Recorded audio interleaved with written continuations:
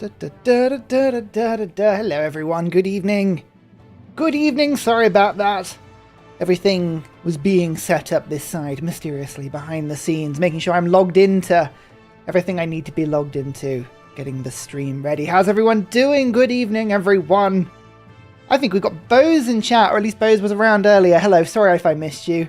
Hope you're doing well, and a lot of names I already recognize. Who have we got? Gumball, Matt Nat, Nicholas, Mr. Drex, Milo, Sweeney Mark. Oh, there are some lovely regular faces that I recognize. Good evening, everyone. When is hibernation? Let me tell you, I very much was a youthful individual today. I managed to fall asleep on the sofa for about 20 minutes at about 4 o'clock. It was absolutely the youngest thing that I've done in quite some time. Ah, beautiful midday nap. I had to sort of come out of that one with a massive cup of coffee and go, oh, life, what's happening here? Hello everyone, good evening. It doesn't hurt to hit the like early. No, it does not. Hey, if you like the stream, there's a good chance that Paul will not find you and be evil like Paul sometimes is. Oh, how's everyone doing? Where's everyone watching in from this evening? So I recognize a few of you. So Mr. Drex, you're in Latvia. I remember that one. There's a few Americans here. Devon. Oh, lovely part of the world, Devon. Amsterdam. Society. Birmingham. I recognize Birmingham. Yeah.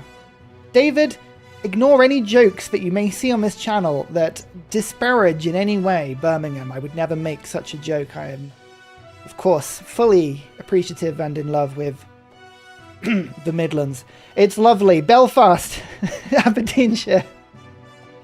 Midday. How long do you normally stay awake and when do you get up? I got into a pretty good rhythm a little while ago where I was getting up at about 6:30 in the morning. I quite like to get up relatively early, and then I was going to bed on a good day for about 11. A bad day closer to midnight. I'm not a huge sleeper. I should sleep more. I tend to oversleep and then not be able to. What are you going to say? Trying to say that without coughing and laughing. Look, I'm doing the same. Isn't Birmingham the same as London? Joe Schmo. Don't hear anyone from London or Birmingham hearing you say that. That's, oh, you'll get into trouble on both sides on that one. Oh dear. Virginia, Warsaw, Crewe, where Bentley cars are made. Is that right? Bentley cars are made in Crewe. I assume Crewe is somewhere around London?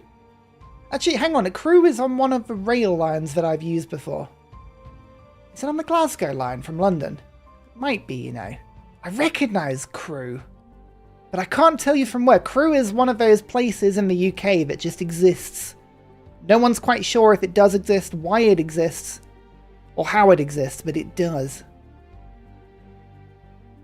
I like the stream and it was still in single digits.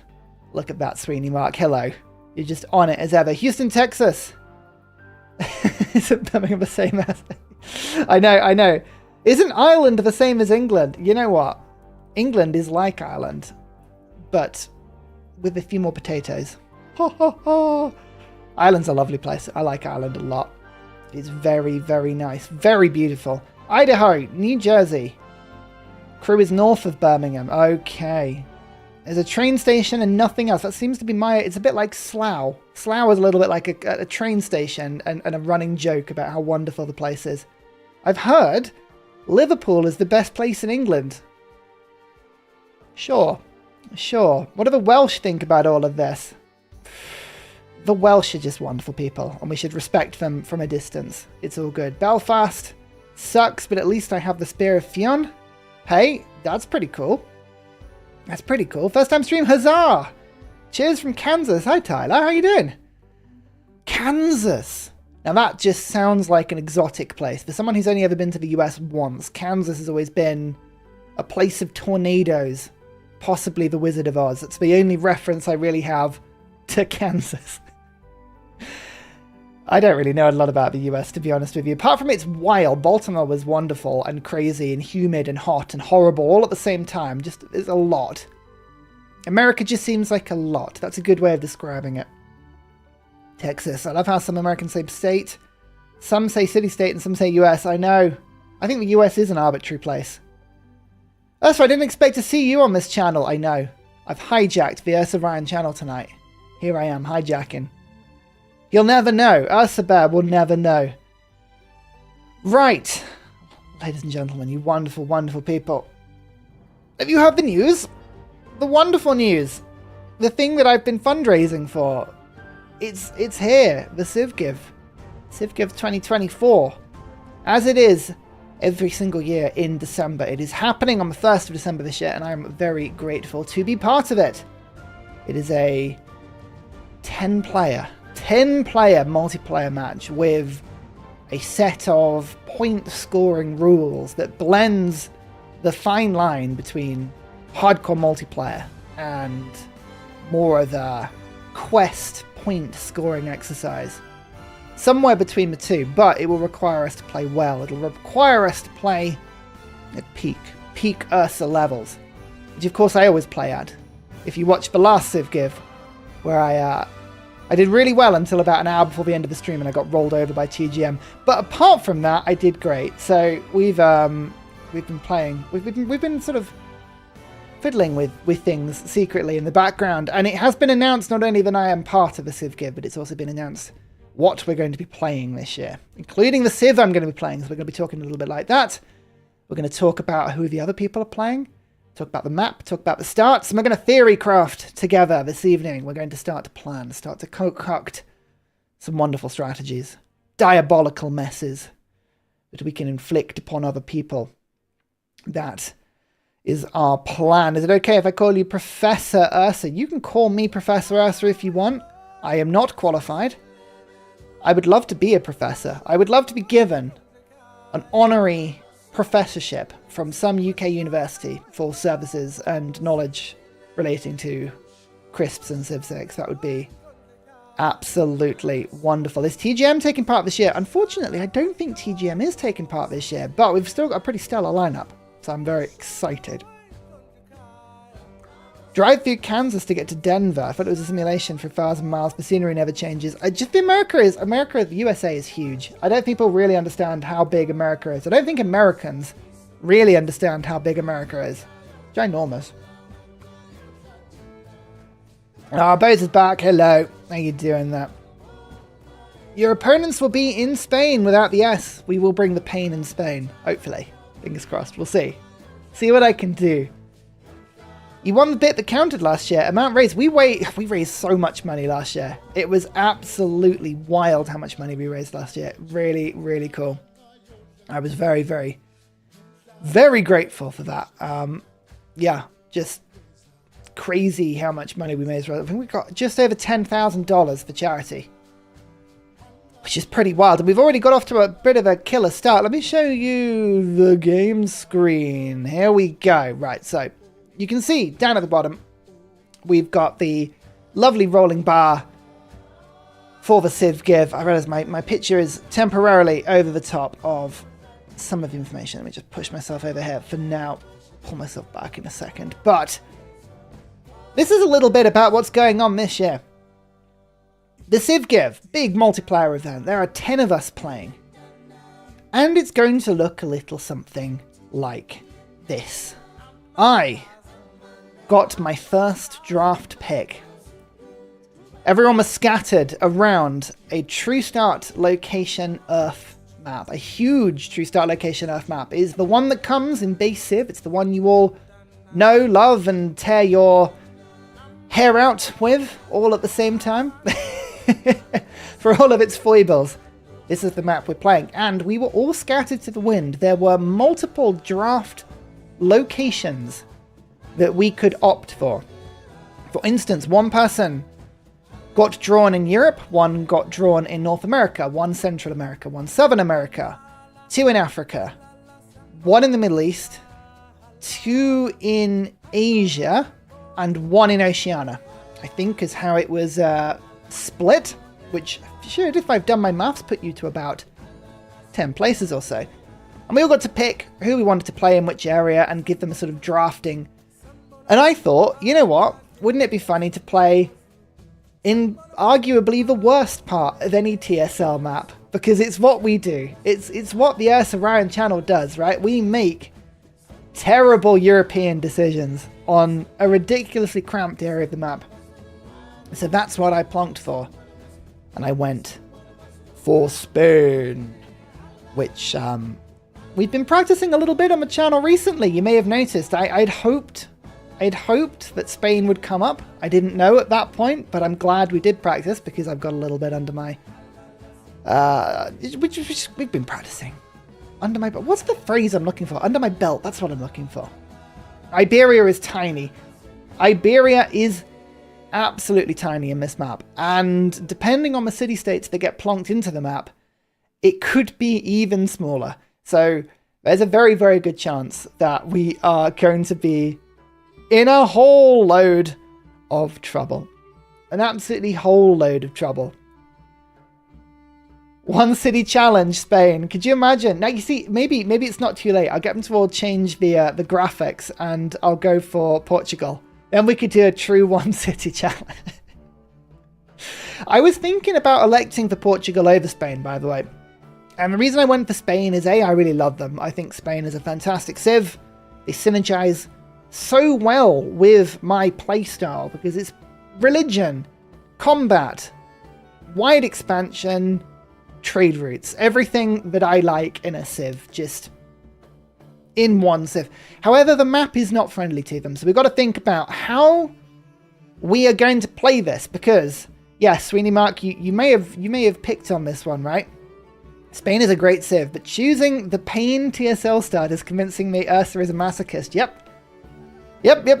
We have not gone for the best start. One thing we're going to do this evening is we're going to dip, because I need to know what I'm up against, right? We're going to dip into the other starts of this map. We're going to have a look and see what everyone else has been given. We're going to see just how bad this could be for me. And then finally, we'll go and have a look at my start and we'll see what we're up against. But just to give you a brief update, just pull up the full list on my other screen here of who and where everyone is. So Vietnam is being played by the Carlbarian borderline developer extraordinaire in Thraxis. Carl is back. He's playing Vietnam. Vietnam, I think, is a strong TSL start with a really good Wonder start. And I think... Well, actually, I don't even know if the Wonder is on this TSL map. This is the big but.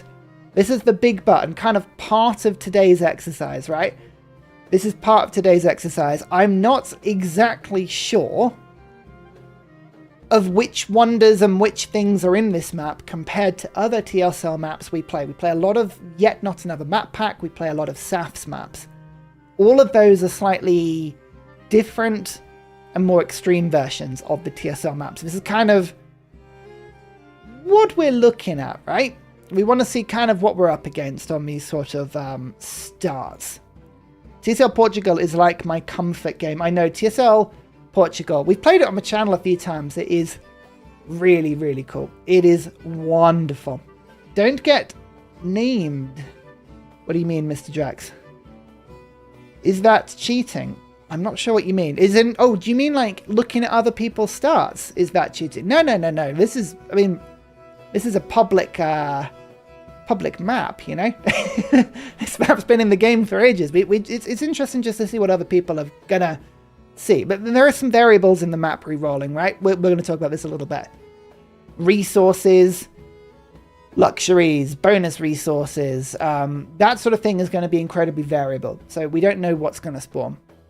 But we have Borderline as Vietnam. We have Peppermint Butler as Phoenicia, who is going to be one of my closest civs in terms of where they spawn next to me. They're going to be sort of by Jerusalem in that direction, by sort of Lebanon area in the Middle East. And another naval power. Korea. Kind of a bit of a... Dido is Peppermint Buckler's best civ too. Yeah, I feared that. There's going to be a lot of pressure on the Mediterranean, I would expect as well. So we could see ourselves with a bit of a rival in Dido. That's all we got to prepare for it, you know. We've got to be ready for it. We've got Korea Korea is being played by Sassy Gamer Lady, returning to the Civ GIve again. I think Korea is going to be quite a cramped start, but always a very, very strong Civ.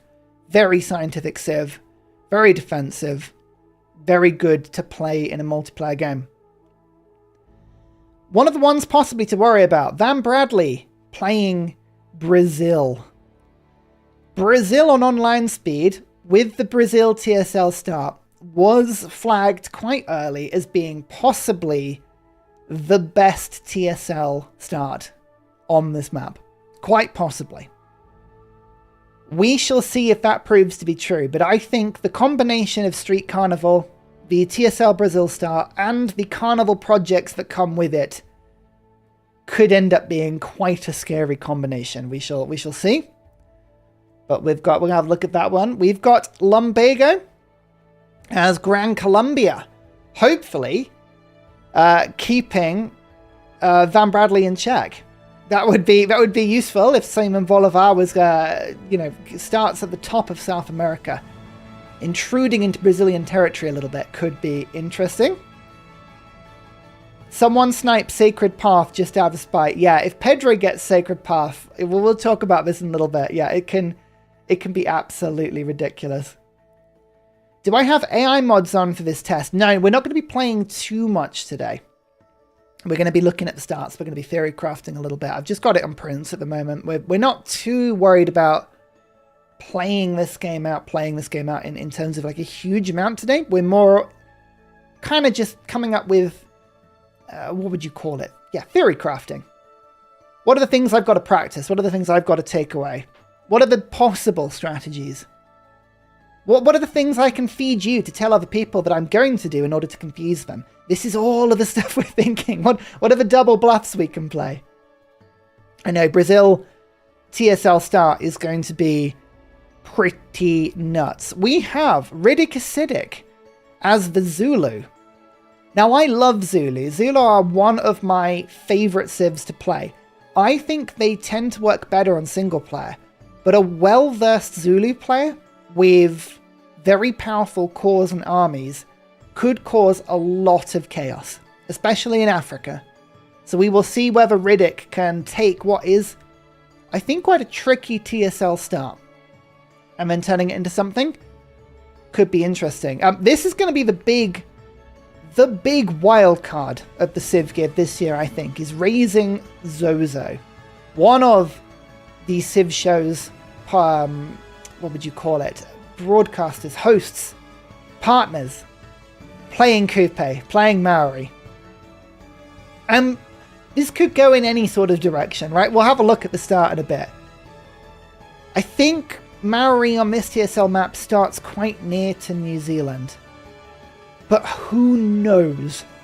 Who knows the play here? I think there's a bunch of interesting plays that include settling on Australia, that include settling on one of the Pacific Islands, Hawaii, or even going straight for the Americas. There are options here, and I think Kupe is going to be a bit of a question mark and a bit of a we shall see. We shall see. The Kupe variable, Baez has got it. Absolutely. Is it true? Your name was misspelt. I love that. Yeah, I was surprised Curtin didn't get picked as well, actually. I was surprised Curtin didn't get picked. There were a couple of civs that were not allowed. I don't think anyone was allowed to play Russia or Byzantium, I think, based on playtesting. But we shall see. Then, again, another possible strong contender. We have White and Nerdy playing America. Now, in a couple of these starts, I don't think we've mentioned it. Korea is one of them. America is another. They have free reign over which leader they pick. That's not been cemented just yet, right? The leader has not been cemented so far. So we don't know which form of America will pop up, but I'm assuming it's going to be Bull Moose Teddy, based on White and Nerdy loving preserves. That's quite a well-known thing. Preserve White and Nerdy is an absolute cert to happen. And I think the America start basically the whole of North and Central America to themselves is going to be wild. It's going to be wild. I think America could be a big problem. A big problem. Then I was revealed as being Spain, which we know. And finally we have Zonderskind playing Mali. Again with a choice of leader. I very much assume we're going to see a Mansa Musa Mali, but I could be wrong. We could get a Sundiata Keita, possibly. We should see. Could I imagine Rough Rider Teddy just smashing into Boulevard on his own turf? This is what I would love to see. I would have so much respect for White and Nerdy if Rough Rider turned up. I don't think it'll happen, but I would have a huge amount of respect. Or Abe Shenanigans. Yeah, absolutely. Possibly, we'll see. Joe Schmo, thank you very much for the donation. That's very kind of you. Huzzah, chill stream or no chill? Will General Ursa take his Spain to the new world? Find out today on Ursa Ball Z. That is incredibly kind of you. Just note, on these streams, for the next week or so, we are raising money for charity. We're raising money for the Civ GIve, for the Gamers Foundation, Gamers Outreach Foundation. I lost myself there for a second. So I would encourage donations towards charity for the next week or so. But I do appreciate it. Thank you very much. Let me know in the comments if you meant to donate to charity and I'll push it through for you. But it's very kind. Thank you very much either way. So here at the start, that is everyone on this map. And there is a whole diverse link. How do you give? It is in the description of this video, and I've also linked the comment as well. You can see there's just a Tiltify link that takes you through to the charity page. Hey, as a little incentive for this game, there are a bunch of things that can still be redeemed if you're willing to donate a considerable amount to charity. We have the option to name cities in the Civ GIve, as well as naming my religion, which I'm going to try and go for because, of course, we're playing Spain. So it just is a little incentive if you're going to sort of, if you could be nudged in that direction. But there were a few notable absentees, I think. I expected Japan or China to pop out. I think Japan is such a strong Civ, but the TSL Japan start is awful on this map. Japan is tiny. It's absolutely tiny. And you get stuck on it. Same with Indonesia. Indonesia is a strong Civ, but you get stuck. I did expect to see Australia. Not seeing Australia on this map is a little bit surprising, but I guess you are kind of stuck, so maybe it's not so surprising. Brazil is a very strong choice. I think Mapuche would have also been quite strong. I think the Mapuche would have also been quite strong because of the Wonder Star and because of the +10, but, you know. I played TSL. Japan, and if China isn't the game, and it's pretty good actually. They could be, but you get stuck on that continent for a long time until you get shipbuilding. You don't have that amount of time in multiplayer, so I can see why people didn't go for it. Which TSL map is this? Just base game? Yeah, we're playing the True Start Location Earth Huge, the base game one. It is the meme pick. Yeah, exactly. We could see this possibly as being the meme pick. So who knows?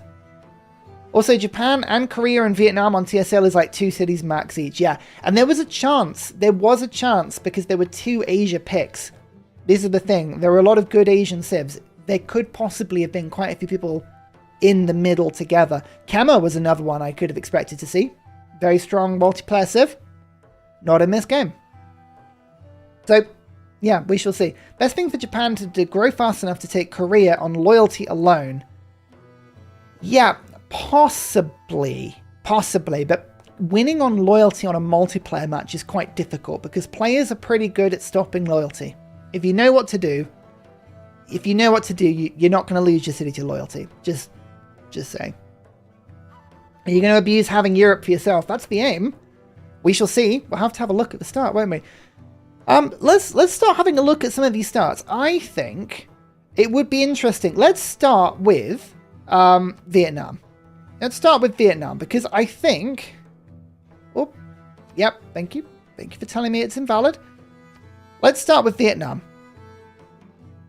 Because I think it'll be interesting to sort of show the sort of spacing in this part of the map. The Asia part of the map is full of wonders, full of resources, full of rivers, full of rainforest. It's really, really good.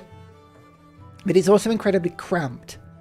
So we're going to have a look and see what it's going to look like. Jadwiga would have been hilarious to play. I was the Europe pick, so Poland would have been mine to pick. I chose not to. I thought Spain would be a good pick. We'll have to see in a bit if that transpires to be correct, eh? Who knows? You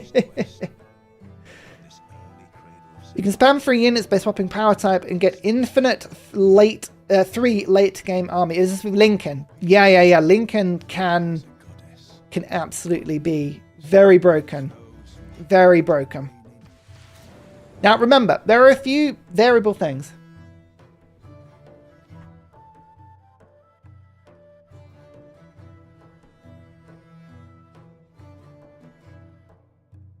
Sorry, just in a donation come through. Thank you very much, Joe Schmo.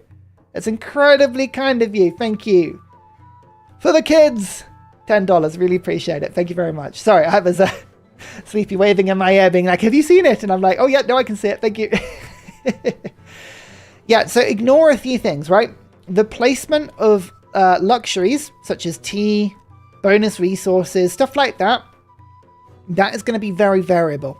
So don't get overly reliant of this. But the fact that Halong Bay appears on the map, that is consistent. That is consistent. This wonder should always appear on this map. I believe, unless I've got that wrong, I think the wonders are set. The wonders are fixed. Not going Hungary was a choice. Amazed Ursa could resist that when he had Europe to himself. It was very tempting. Very, very tempting. I think I probably could have cleaned up the map pretty quickly, but, you know. Imagine. Was Hungary allowed? I think Hungary was allowed, you know. Maybe I should have done. Maybe that's 2025. We'll play Hungary. If we come back to Civ 6, eh? The other thing to keep an eye on is city-states have not been fixed yet. So I've got the game randomly spawning city-states in. They are not going to be fixed. They have been decided. They're going to make sure that city-states don't appear right on top of players. Now, unfortunately, that's sort of the thing that's going to affect me the most, right? Because one thing that happens is that Spain and Granada spawn on top of each other, right? The Madrid-Granada settle means that if I put my city down, Granada can't settle, and then I can steal a settler. They are going to avoid anybody being able to do that at the beginning of the game. So all of these city-states... Oh, Kappa Yobby Rainy! Thank you very much for the donation! Yay, another $10. $10 for charity. Really appreciate it. Thank you very much. It's very, very sweet. We've already got to $1,418. This is very sweet. Thank you very much, Kappa Yobby Rainy. Good to see you again. Always a good supporter of the channel. Really appreciate it. Yeah, like, so they're going to avoid people being able to start next to city-states just sniping a settler, because that's not really fair. I've rolled a couple of these Spanish starts, and it's possible, if you play it right, to steal like 3 settlers in the first 15 turns. They're going to avoid you being able to do that, right? So don't expect Granada to settle. So this Hong Kong placement, that probably won't be a thing. So we're going to look at the start a little bit more. You can see here, this is really interesting. Are barbs on? I don't actually know. I don't know if barbs are going to be on. That is a really good question. I should ask that. I assume they probably won't be on, but maybe they will, because it will affect certain players. North America, it will affect them much more than, say, Europe. Although in testing, barbarians on Britain are really annoying. So maybe I want barbarians to be off. I don't know. We shall see. Kupe going to Australia and getting the reef. That's, yeah, possibly. But we'll look at this Vietnam start, right? Being next to Halong Bay is really interesting, and it gives them a couple of tiles. There's a marsh here, and there's a rice there with rivers that they can basically just move down and settle next to the wonder. Now, that would be a really, really good start, because they're on the coast. which gives them the sailing boost. They've got the 3-1-1 tile, and then a huge amount of space as well. So this is a very, very strong start. You can see, again, unlikely to be a city-state that will survive into the game, Irotar, because it's just so close. But I think this start is going to be strong. I think Vietnam has definitely got a really good set of tiles with some good yields, good hills. It's strong, isn't it? It's very strong. I think I would settle like this, because that gives you access to the coast. It gives you access to the natural wonder. It gives you the era score, and it gives you a good tile improvement. We're not stealing city-states. No, they won't let this happen. They're gonna pre-select the city-states so that doesn't happen. We'll just play a few turns. We could see a Vietnam religion rush with this. You'd be silly not to rush for religion, wouldn't you? You'd be silly to. Yeah, barbarians are pretty standard being off on competitive multiplayer. The big maybe on that is competitive multiplayer is all about even starts, right? It's all about everybody having an equal start. These are not equal starts. They are specifically not equal starts. And there are ways that the game are going to balance things in the point scoring of the game, right? It's all about getting the most score. That's going to be the thing to do on the Civ GIve, right? There's going to be quests alongside playing the game really well. And people with worse starts are going to have more interesting quests than people with really good starts. So it's going to be a balance between playing the game really well and then being able to sort of pivot into really silly, really fun things. So the thing about barbs, right, is that there are some starts like South America, North America in particular, Australia, that you want to handicap those people that have got all the space. I can see barbs being left on in order to make sure that people just don't run away with it in that space of the game. We will see. We will see if that happens, right? Let's just move this around just a little bit more. You can see, I believe India is going to be pretty 3. And then there's Mount Everest there. So this is like good land. Vietnam is going to have space for 6 or 7 cities easily. And that's before they even get down to Indonesia, right? This is a very, very good start. I think Carl Barian was absolutely on point with this. We should be on online speed, by the way.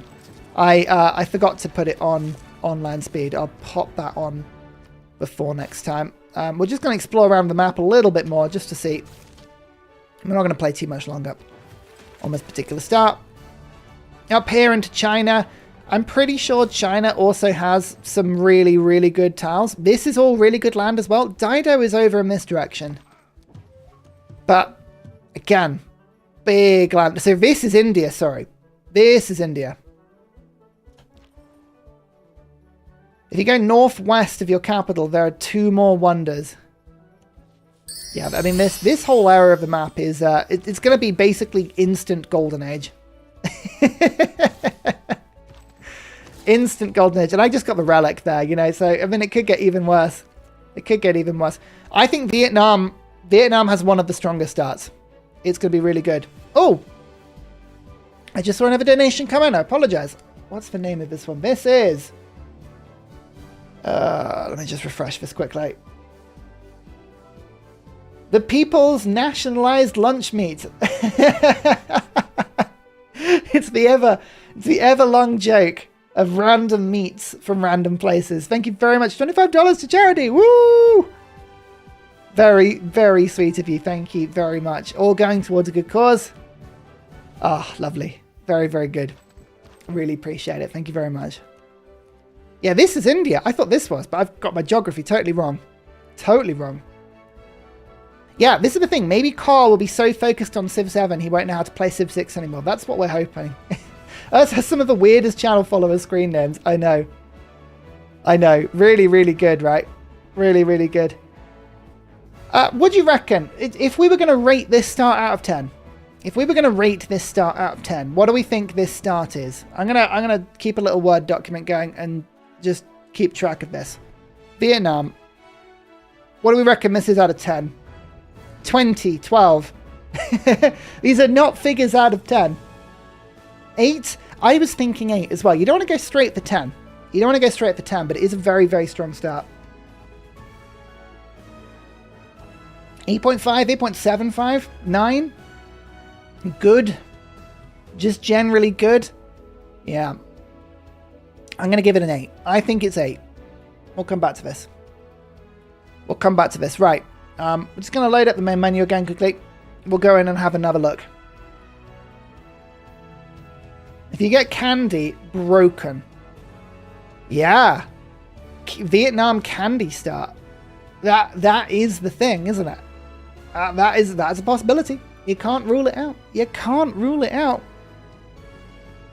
Oh, thank you again for the charity donation. Sorry, I kind of moved on a little bit there, but $25 is incredibly generous. I really appreciate it. Thank you. Thank you very much. You all remain just the most wonderful, wonderfully generous group of people, and I very much appreciate it. What? Oh, it didn't save my... Oh, it didn't save the selections. Hang on, let's just put these in again.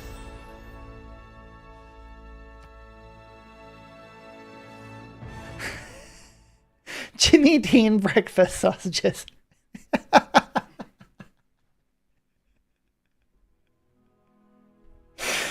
Oh, for goodness sake. Thank you very much. $10 for charity. That's really, really sweet of you. What a ridiculous name. Jimmy Dean breakfast. I have a horrible feeling. I'm going to rock up to this like big charity fundraiser and all of my city names are going to be really long and really meat filled. I just have that feeling. Not that that's really a bad thing, right? I shouldn't complain. But how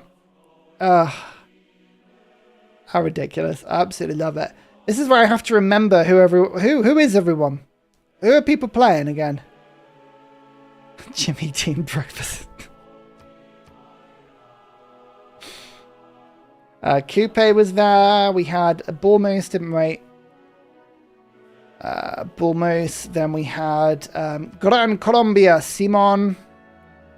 Then we had Pedro. Then we had Zulu, Shaka City. This mod puts them all by the first names of the leaders, and it's really confusing. I don't know why it does that, but it is not helpful. Who am I missing? I'm missing someone. I'm missing someone. 42 minutes late, still picking Civ. No. So today we are theory crafting.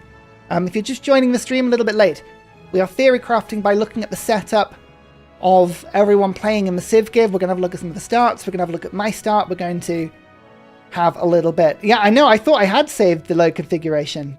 Brennan, I'm on you. I thought I'd saved it and I hadn't. Okay. It's all good. Korea. There we go. Korea. Good. Thank you. I thought I had done it, but clearly I had not. Right.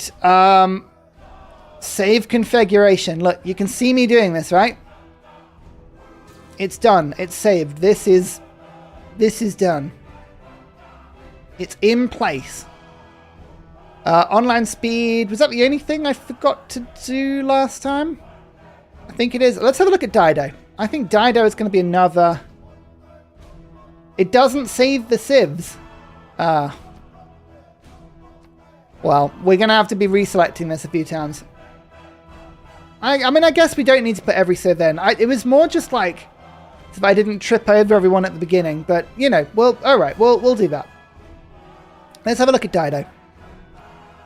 It is online speed. It's online speed. I got it. We're all good. Yeah, Scythia or Mongolia. I think Scythia, I believe, counted as the... Oh, I don't remember if she was a Europe or a Middle East pick. She might have been a European pick. I don't remember. The Scythian TSL start is rubbish. It is awful. It is trash. It is infamously bad on this map. So I'm not surprised people avoided that one. But Mongolia... Actually, Mongolia is pretty rubbish as well. Mongolia has... no fresh water whatsoever. It's really, really, really bad. Really, really, really bad. There you go. Oh, thank you very much, Joe Schmo. It's very kind of you. Which Civ content creator do you want to destroy the most in Civ GIve, Ursa? Unfortunately, that answer, they're not here. I would have loved to have got revenge on TGM. I say it in a lovely way. After my failed attack last time round, but alas, not to happen. This is going to be a really interesting start, by the way. This is Phoenicia, so this is Peppermint Butler. We'll talk about this in a second, but this is going to be a really, really weird start. Thank you very much for the donation. I really appreciate it. Again, I would very kindly push people this stream towards the charity donations, but I do appreciate it nonetheless. Thank you very much. No one took Australia. No one took Australia. But again, maybe you want to balance, right? The start with having a bit of fun. So this is a Jerusalem and HUZZAH. This won't happen in the actual Civ GIve, but if we look at this start, Phoenicia's start is actually quite tricky. It's actually quite tricky because they want to settle near the coast, right? That's kind of the whole point for the ability to get no loyalty pressure, but also to then be able to put down a very high adjacency at Kothon. However, that's not freshwater. It's only saltwater. They could go down and settle the cotton. Now, it depends on whether the city-states get plonked down here. I'm assuming they won't. Ignore the city-states. This won't happen in the actual thing. I reckon this cotton...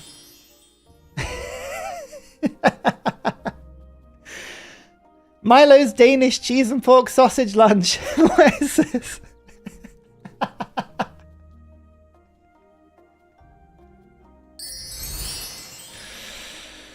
Oh dear, I love that. Thank you very much for the donation. And Jay Schmo is getting up. Yeah, that's very sweet of you. Thank you for the charity. I appreciate the personal donations, but I also very much at the moment appreciate the charity. So thank you very much, Jay Schmo. Really kind of you. So we had one meaty donation and one regular donation. I like it, but both the charity. Thank you very much. Yeah, no, this start is really interesting. I don't actually think this start's that good. So the options here are to go down. Don't forget the luxuries. The luxuries aren't fixed, right? The luxuries could be anywhere. It could be totally random. So there may be no luxury here. There may be a luxury here. There may be no luxury there. I think I would still be tempted to settle on the saltwater. We're not going to be able to steal the settler, by the way, because even if I declare war on Jerusalem right now, they will just move off my settler, I believe, and that settler will probably move down to their warrior. Dido Spawn has the continent split. We actually need to look at the continent split here, because that's really interesting. Asia and Africa. We need to remember where this continent split is for us, because we're playing Spain. And for Spain, it's very, very interesting. Very, very interesting. Move off them and then declare war. Yeah, I mean, I can do this, right? But this is not the point of this particular thing, because this isn't going to happen. This isn't going to happen in the real thing. Okay. 25% less sodium spam. Can spam have less sodium? I thought the entire point of spam was it was salty and delicious. Oh, thank you very much again for the wonderful charity donation. We're so close to $1,500 already. We're still like just under a week out. Isn't that crazy?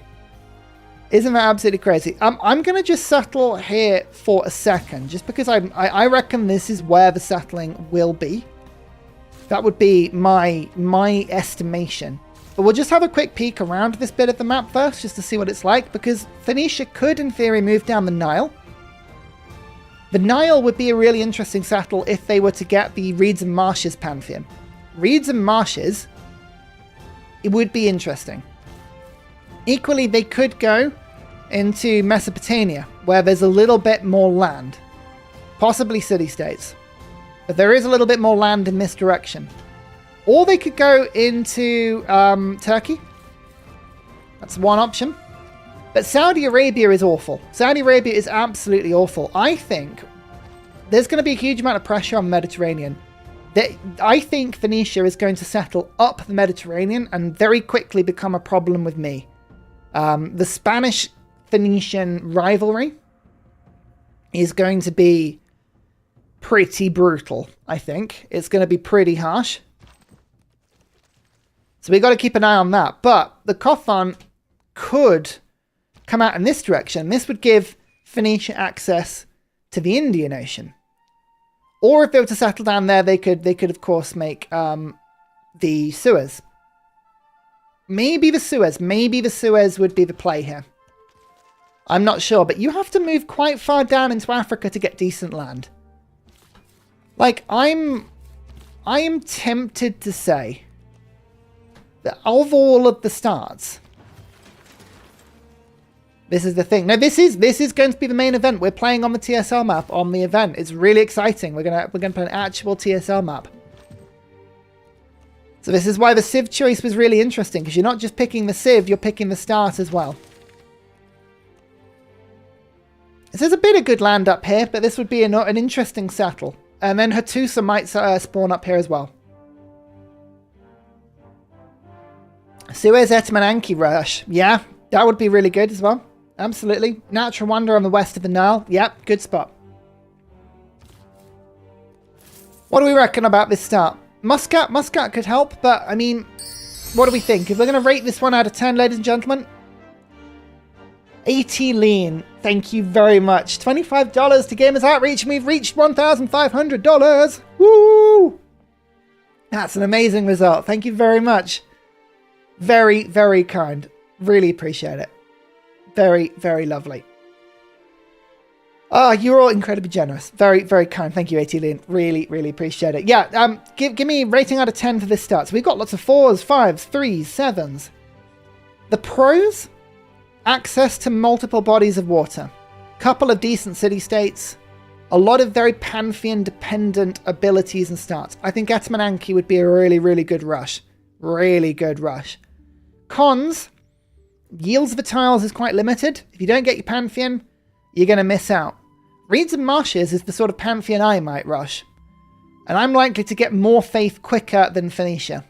So we'll see. What do we reckon? I think 5. I think I would go for 5. I think the opportunities here are pretty high. But I think there's a lot of big caveats on this start. And I think that just makes it risky for me, because I think the idea of settling on the Mediterranean and then sending biremes up my way, I think is pretty high. I think that's pretty high. I don't think this is worse than average. There are worse starts on this. Like, there are a lot worse starts. Matt Beard's bargain bangers. Matt Beard. You shouldn't be selling bargain bangers. They should be high quality. High quality meat at all times. Thank you very much. That's been incredibly sweet. $10 more to charity. Woo! Really appreciate it. Very, very kind of you. Although I do question the quality of your meat. So we've looked at Vietnam, we've looked at Dido. Next up on the list I was going to have a look at was Korea. I think this could be... Oh, that's Kupe. This could be an interesting start. We'll see. The resources spawn isn't set. Yeah, we should keep that in mind. Resources are not set and spawned. Those are the random element of this, right? The luxuries, the strategics, and the bonus resources are variable. Wonders are fixed. The physical map is fixed. The city-states are fixed, but we don't know what they're going to be. But people are not going to be... people are not going to be able to steal a settler in the first few turns, because they will stop that from happening. So we shall see about that one. Now begins your greatest quest. It's got a lot of flat land. I think the Pantheon on that start could make it interesting. So this is Sassy Gamer Lady. I like Korea as a Civ. I think a rushing of writing and then going for the Sewons that's very strong. However, the one thing you'll notice immediately about the Korean start is that there is no fresh water here whatsoever. This is a 0 fresh water start. Yeah, Europe could be the most resource rich if I'm lucky. And I could have Europe to myself if I'm lucky as well. We shall see how it goes. But as you can see, we have access to Japan. And then we have a little bit of Korea. But I think... Okay, we're not actually as close to the top of the map as I thought. I thought we'd be quite close to the tundra. Let's settle on the tea just for now, just to see. But no fresh water in your capital is quite a thing. And there's actually only 2 hills here, underneath the deer and underneath this hill. So in terms of putting down a good Silwan, this is a tricky start, actually. This is not a pleasant start. So I think Korea would go immediately for writing. I don't think it makes sense. Hot honey ham and peppercorn bacon donated $10. I can see a theme here. I'm going to have to just live with this meat-based theme, aren't I? Thank you very much. Another $10 for charity. That's really, really sweet of you. Thank you very much. Thank you very, very much. That's very, very kind of you. Oh, dear. This is crazy.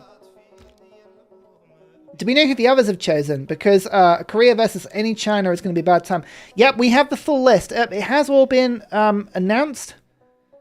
But the full list is Vietnam, Phoenicia, Korea, Brazil, Gran Colombia, Zulu, Maori, America, Spain, that's me, and Mali. That's the full list. If someone could write that list down and just have it on hand to put into chat if someone asks, that would be really kind. Because I've got the pinned comment at the moment is the charity comment. I don't want to replace that one. As you can see,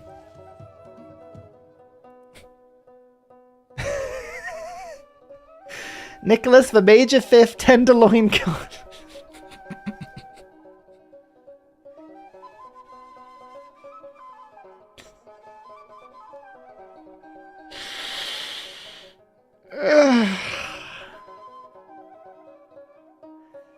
Thank you very much for charity donation. I think you're all mad. Why? Why am I being inundated with meat? Why is this happening? Yet again. Oh dear, that's very, very kind of you. Thank you. I'm losing it. I am losing it. And you're less than an hour into this stream. But thank you very much. Are you guys playing with game modes, or is it just base gathering storm? I think it's base, but I will ask that. That is a very good question. That is a very good question. I will ask. But there is no fresh water on this start. Like this start, you have to move into China. And there's Hong Kong. So remember where Hong Kong was? Vietnam is just here. So there is proximity on this start, right? No fresh water. And until you get shipbuilding, getting to Japan is going to be really tricky. Now, there is a lot of tundra. Korea has a huge amount of space. Massive amounts of space. They are not going to have a problem with space. However,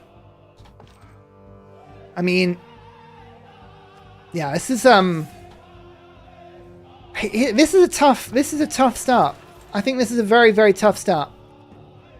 Korea can move inland, but it's going to put them very quickly into contest with Vietnam if they do that. Wow, I mean, there's a bunch of scouts on this start, isn't there? Korea gets all of China, could be pretty powerful. Yeah, they're going to have to fight Vietnam for that, though. Is Borderland going to come out as being the aggressive barbarian? There is a river to the north. Okay, there is a river to the north. Korea does have an opt-out here. If they go just a little bit further to the north, maybe the start isn't as bad as I'd feared. Maybe it's not quite as bad as I thought it was. Hang on.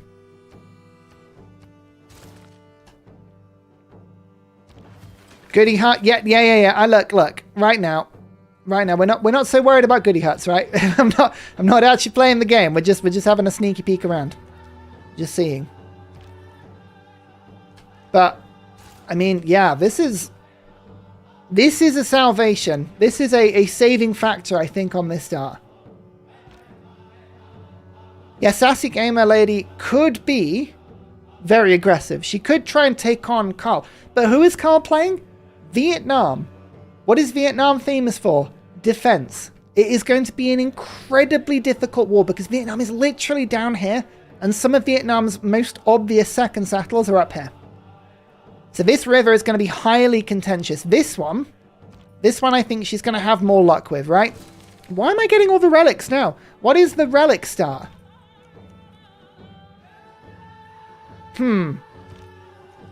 What are your thoughts, chat, on this star? What do we think?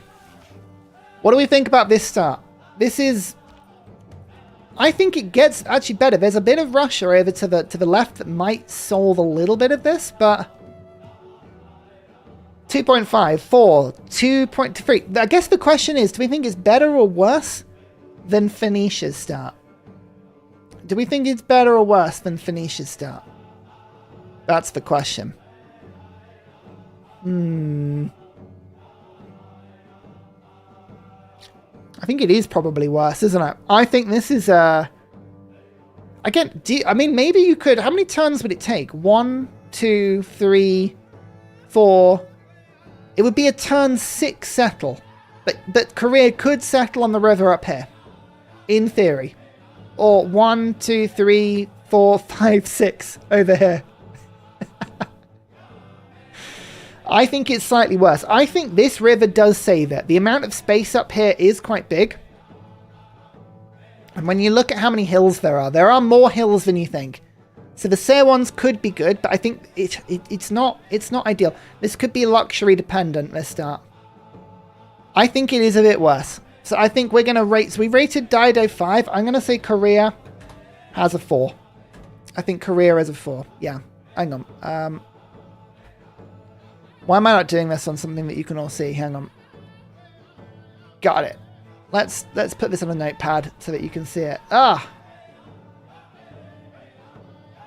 Control plus. Look at me. There you go. Ta-da! This is where we're at the moment. This is my very scientific, highly educated list of the TSL starts. So far. I guess we could actually. Let's make this the list now of who everyone is, right? That could be really sensible. Then we can keep referring back to this one.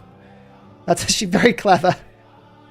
So we've got Brazil. We're going to look at next. Gran Colombia. Oh, I can't spell.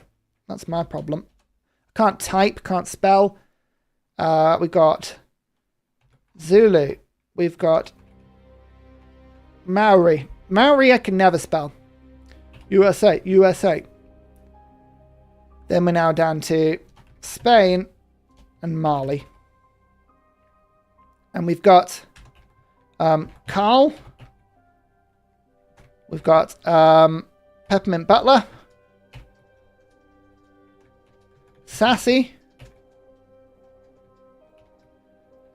Brazil is names Van Bradley.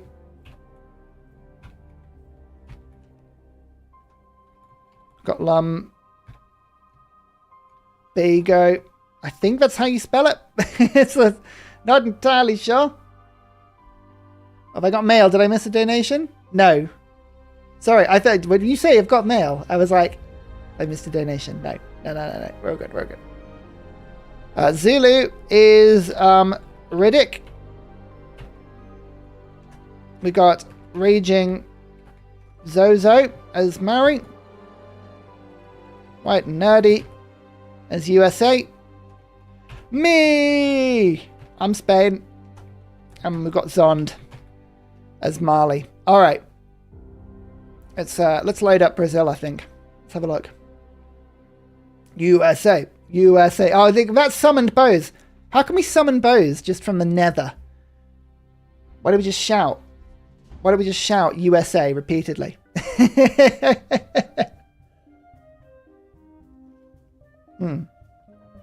Let's also write this on the list, right? We're going to go TSL Huge Earth 2024 Civ GIve. So look, people, you can't miss this now.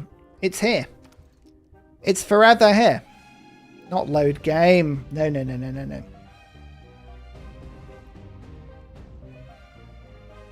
Talk about Korean pop. I think that Korean cola is okay. Lemonade, a little bit better. They've got some strange other sort of pop drinks. I haven't really had much fizzy Korean drink, but, you know. Yeah, bows I've learned that you can just summon by shouting USA repeatedly.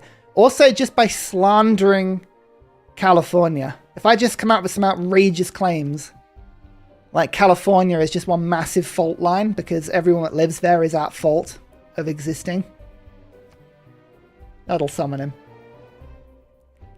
That's not what you meant, Mr. Drex. No. I know nothing about K-pop. I'm very sorry. K-pop is not my area of expertise. Gangnam Style. I do know. Does Gangnam Style count as K-pop? That's a good question. I don't know. I don't know. Does it count? Ah, dear. Goodbye, boys. So this is, I think, going to be a start. This is going to be a start we've got to fear. This is a start that's going to keep us out. This is Van Bradley. Van Bradley gets the Brazil start. What are we looking for here? We're looking for resources. Resources are going to be variable. City-states are going to be variable. Pantanal is going to be consistent. The rainforest could be consistent as well. Now, already you can see there's quite a bit of rainforest around. We're going to need Gran Colombia. Yeah, we're going to have to give Lumbago gold. We're going to have to send her wild amounts of gold because this South American settlement is like all belonging to Brazil. And here is the problem. Here is the problem, right? This is a Brazilian Pantanal. Now, if Brazil can get the rainforest Pantheon adjacency and then also settle near Pantanal, they can pull something like that off. Brazil is going to be very powerful indeed. Very, very powerful indeed. I don't really know what the settle would look like here. I think it's going to be resource dependent, right? Because if there are resources up and down this river, it may draw Brazil upwards a little bit. Otherwise, they may be tempted to settle either towards this rainforest or to go over here.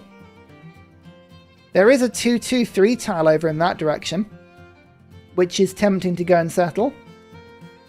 But the guaranteed rainforests do make this a pretty strong Brazil settle because they're all about that Amazon ability. The campuses, commercial sites, holy sites, theatre squares, it all stacks up. It's an interesting start, although admittedly the resources as they are right now, they're not that powerful, so maybe like trekking the settler over in this direction is going to be a good thing. There's no fresh water around Pantanal though. And how does Brazil play this? Is this going to be like holy site work ethic, or is this going to be, how would you play this? Or would you go preserves in that direction? It's strong, isn't it? But like, we shall see. It's the carnival projects I think are going to be the most tricky thing. I think I would cross and I would turn to settle in order to settle near the cocoa. I think. But we'll have a look and see what that looks like. Mali might be grabbing work ethic. Yeah, they could be. It is a strong Mali play. I think Mali and Brazil are going to want to fight over work ethic. There's no Russia. So I think it's like more likely that one of the two of them will get it. If Russia was in the game, it could be bad. TSL always start on the same tile or a general error? It's always the settler is on the same point every time. The resources are randomized a little bit. Now here's the thing actually. So I crossed the river, but maybe crossing the river isn't a good thing because it actually has stopped there being a settlement there. But I guess you can settle there or there. So there are other alternatives. But, you know, there's not as much rainforest as I thought. I guess probably the rainforest is up here. Let's just hold on, Ursa, because the rainforest might be more than you think. And there's also, obviously, all of the rainforests to the left as well.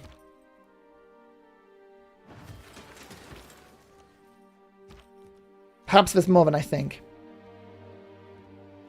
Yeah, that maybe the Coca wasn't on that tile. Like, that is the thing that you need to remember as well. I mean, look, this is, you can already get +3 Holy Site. Like, Brazil is likely to rush a good Holy Site and go Work Ethic. They don't need it. Brazil will do just fine without Work Ethic. But if you can get Work Ethic with the Rainforest Pantheon, that's pretty strong. Maybe they actually want to go Reeds and Marshes as well. Reeds and Marshes would be a pretty strong settle for them. It's a lot of decent options. Potential fidget spinner. You know what? I don't think Brazil is going to be too worried about fidget spinning. But there's Gran Colombia.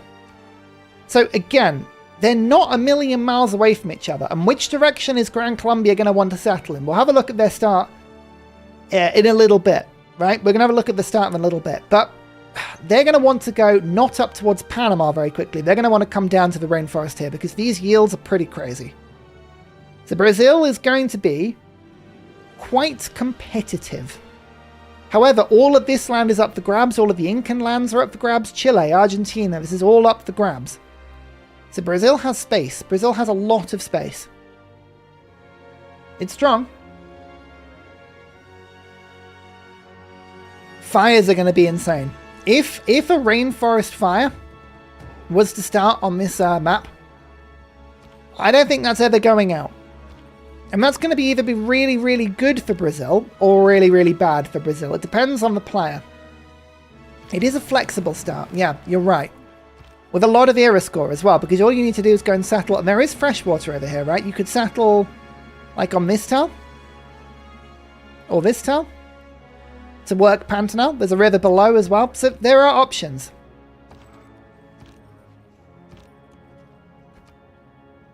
The rainforest isn't infinite, but there's enough.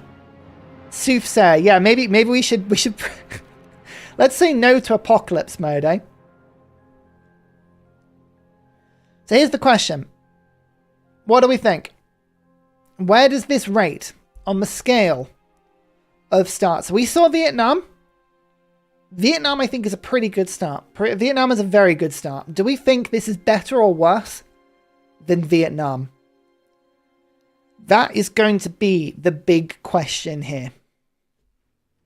There's a lot of 7s going down. There's a very consistent 7. So are we thinking generally it's slightly worse than Vietnam? Interesting.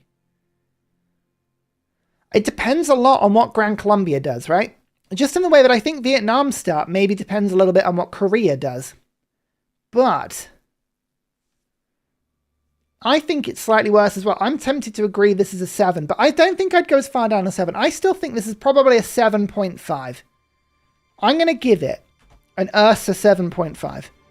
Because I don't think it's quite as bad as a 7. I don't think it's quite as bad as a 7. 9, because I know VB, and knowing that Gran Colombia is Lumbago, VB is going to exploit all the room he has. Yeah, possibly. It depends on how much of a thorn in Brazil's side Gran Colombia is and proves to be, right? That's the thing. I think Vietnam just has a little bit more. But this is a very, very good start. And it's a consistent start. The thing is, the rainforest is actually closer to Gran Colombia. It's going to be a race. It's going to be a race. If Brazil does this well, this is going to be a very strong start. Like, I think anything above a 7, it's yours to win, right? 7 and upwards is yours to win. It is strong. I think Vietnam is slightly stronger. I thought it was broken, but I honestly thought the rainforest came down further. If there was more rainforest around here, like if this was also rainforest, I'd be tempted to say it was better. The city-states are randomized, yes. Yes, they are. It is a bit small. The rainforest is a little bit smaller than I remember. It's still strong, though. This is just Notepad, I think, isn't it? What is this? I think it's just Notepad. Anyway, let's...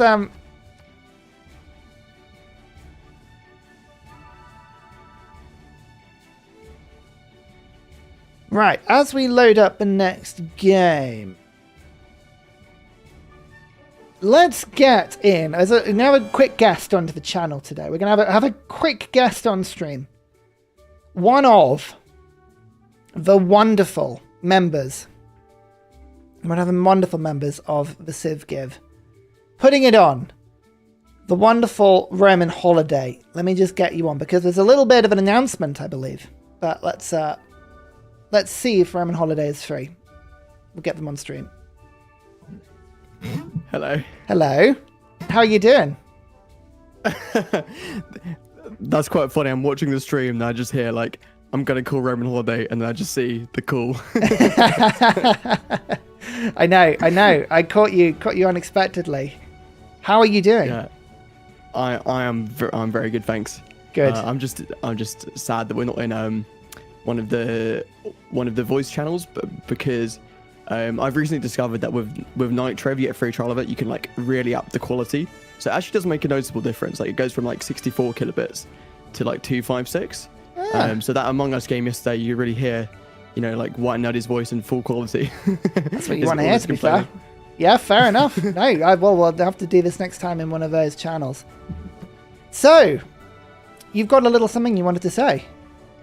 Yeah, I thought I would announce it on your massive stream. I love what you're doing, by the way, going through and rating the spawns. This is kind of what I did, but what me and the Sagmas did to decide. What do you think of my list so far? Am I relatively in tune with the official rating? Yeah, I think you're doing a good job. Yeah.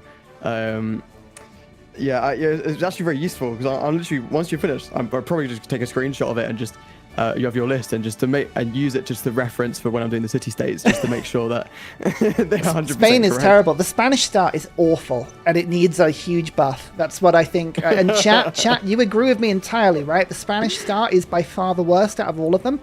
We're all convinced on that. Let's all agree with that, please. Thank you. That's the official line.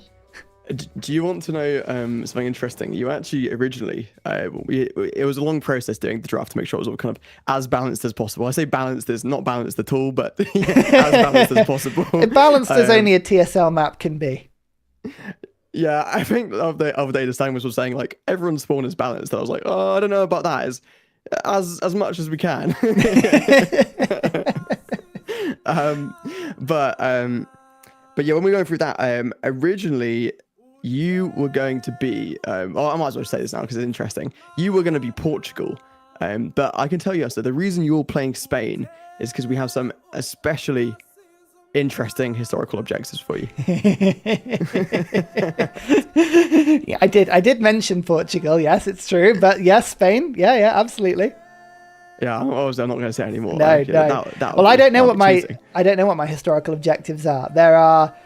There are some interesting Spanish things that could be done on this map. I feel a conquest coming on, but how many ships makes an armada? We shall find out. Nobody suspects. Nobody ever expects the Ursa Inquisition. It's true. It's true. But yeah. Anyway, so yeah. But I wanted to reveal on your stream, because I thought it'd be a good time to do it, the official Civ GIve 2024 poster. The official poster. I've been working with the amazing Doxeki on this for a week or two. Doxeki is absolutely amazing. Like he had to go away on holidays. Or actually, I'm not sure where he was going, but he had to go away, and so he wasn't going to be at his computer. And so he really did this in record time as well. Wow. I put the threat in the chat that if you don't send over your reference picture, then he'll do it on his phone, which thankfully he didn't have to do. Yeah, Doxeki, by the way, is the artist who does a lot of the art for this channel. So you'll recognize Dox from not only Reddit, the Civ Reddit, who does a lot of work there, but they also did the channel banner for this channel as well. So big fan of their work.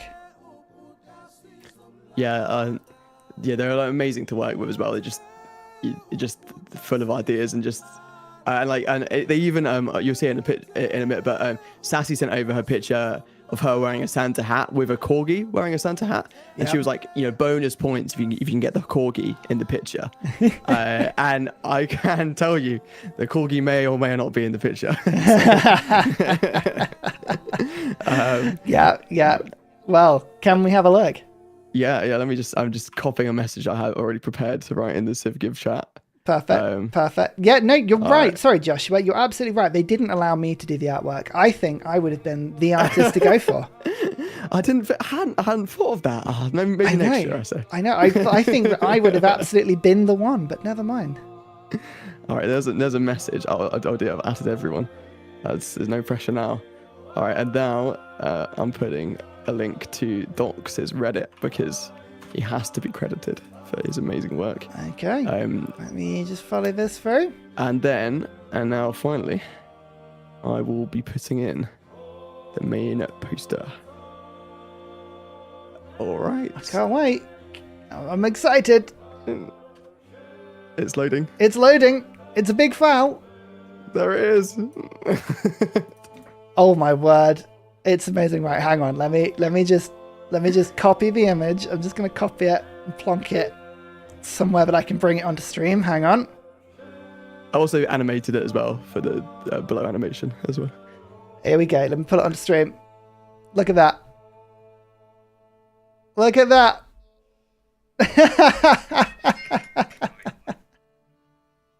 It's brilliant. Oh, it's wonderful. Look, I it's went me. down to look at my phone. It's and me. there's an advert for plumbers, so it's not there. I've got the Napoleon hat on. Yes. The funny thing is, I showed this picture to a little preview to Zoe and the sandwich last night, right? And Zoe was going on and on about how amazing his how like muscular his picture was. And Zoe, you do realize that's Gilgamesh? That's not you. Well, you know what Gilgamesh has been eating whilst you're on. Sorry, we'll just celebrate this quickly. We just had another little donation come in for charity. Let me just quickly refresh that page so that you can enjoy this one as well. This is Corporal Minced Venison and Spicy Mustard Pasty, who has delivered $10. Not that all of the donations on my stream are meat flavored, but they always are for some strange reason. We've had that. We've had hot honey ham and peppercorn bacon. We've had Mad Beard's bargain bangers. We've had Danish cheese and pork sausage lunch. We've had it all. But another $10. Thank you very much. It's very sweet. You're going to be making like a meat tier list video soon. We are. Everything's going to be a meat tier. This is it. That is a wonderful place to look at that. There's me. You got, who do I recognize? Carl. There is Sassy. I can see Riddick, who is obviously a living beaker. I love that. The blonde one has got to be White and Nerdy. Although White and Nerdy, I think, now has to dye their hair pink, right? I'm pretty sure. Yeah, hot pink. Hot pink. I saw that last night. Yeah, somebody called JJ made a mysterious $500 donation. I was thinking, like, what if it was KSI? It's JJ, you never know. And what if it was me? Oh yeah, but maybe it was you. Yeah, I mean, I hope it was, because it is so funny making him have to dye his hair every single year. we'll keep this up. Like, and he had to do like 20 bamboozled as well, because he just lowered the price to $5. I'm like, you don't want to do that. There's a reason I haven't put a nasty food donation on my stream. It's because I know that my audience would not be. Although maybe I should put like a eat a packet of crisps donation on my stream. That would be good. I'd encourage that. That would be amazing. I was actually eat a packet of crisps, man. You're gonna be through so many packets of crisps. Yeah, I wouldn't do that. I will be plump. I will not fit in that sleigh by the end of this. That would be terrifying. You would be Gilgamesh by the end. I would be. Imagine if crisps bulked me up rather than fattened me out. And that would be. I'd like that. That would be the Ursa style of gym. You got to eat some of those, the dried beef things you get in the supermarket for £5. Jerkies. Scam. Yeah, you got to eat some jerky. Absolutely, crispy jerkies. That would turn you into Gilgamesh in no time. It certainly would. It certainly would. Hey, thanks for stopping by and showing me the art. That is really, really cool. So what are we? We're at 3 p.m. UK time on Sunday, right? I think so. I literally can't remember. He doesn't know. Raymond Hollow doesn't know. It's not like you're, helping to organise it or anything. Oh yeah, well that doesn't. I'm free the whole day for it. Yeah. So that's all. That's all. Sure, that matters. sure. It's all good. It's all good. And you'll be hopefully, fingers crossed, we'll be streaming on Wednesday because you have a diabolically difficult mod that you want us to play, which I'm looking forward to the audience seeing. So we'll catch properly back up then. That it looks horrible. Yeah. I don't want to give anything away right now, but it looks disgusting. Right. Well. See you on Wednesday. Thank you very much. Another friend was just calling me. I have to tell them that I had to hang up, and I'm going to tell them I was on a call to Ursa instead. All right, yeah, just some famous YouTuber. Don't worry about it. Just casually drop it. See you in a bit, Roman. See ya. Yeah, thank you very much. Cheers. Cheers. Bye, bye, bye, bye, bye, bye, bye, bye.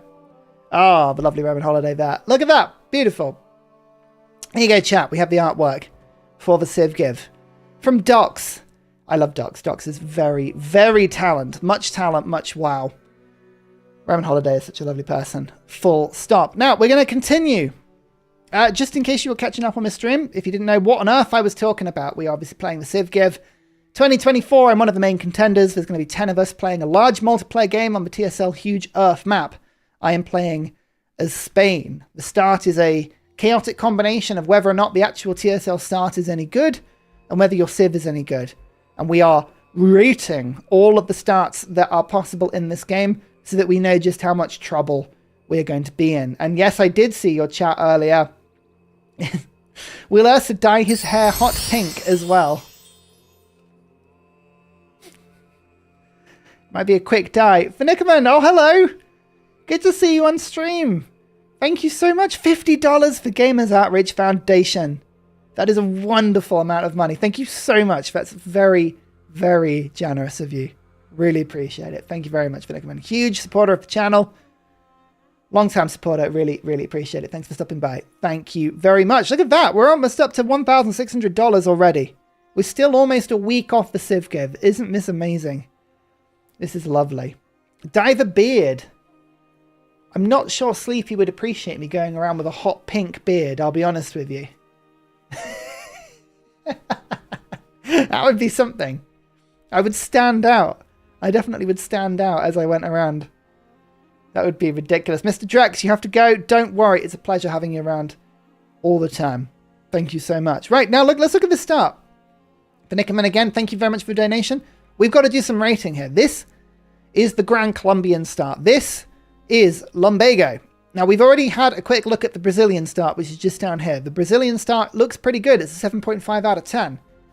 And there's a lot of rainforest here, but Gran Colombia could muck up this entire game just by being here. Now, kind of ignore the fact the luxuries are here. The luxuries and bonus resources, these are all going to be random variables. We don't know if these are going to spawn, but the rivers, the features of the map, the volcano, the natural wonders, this is all very consistent. So, of course, Gran Colombia can move further.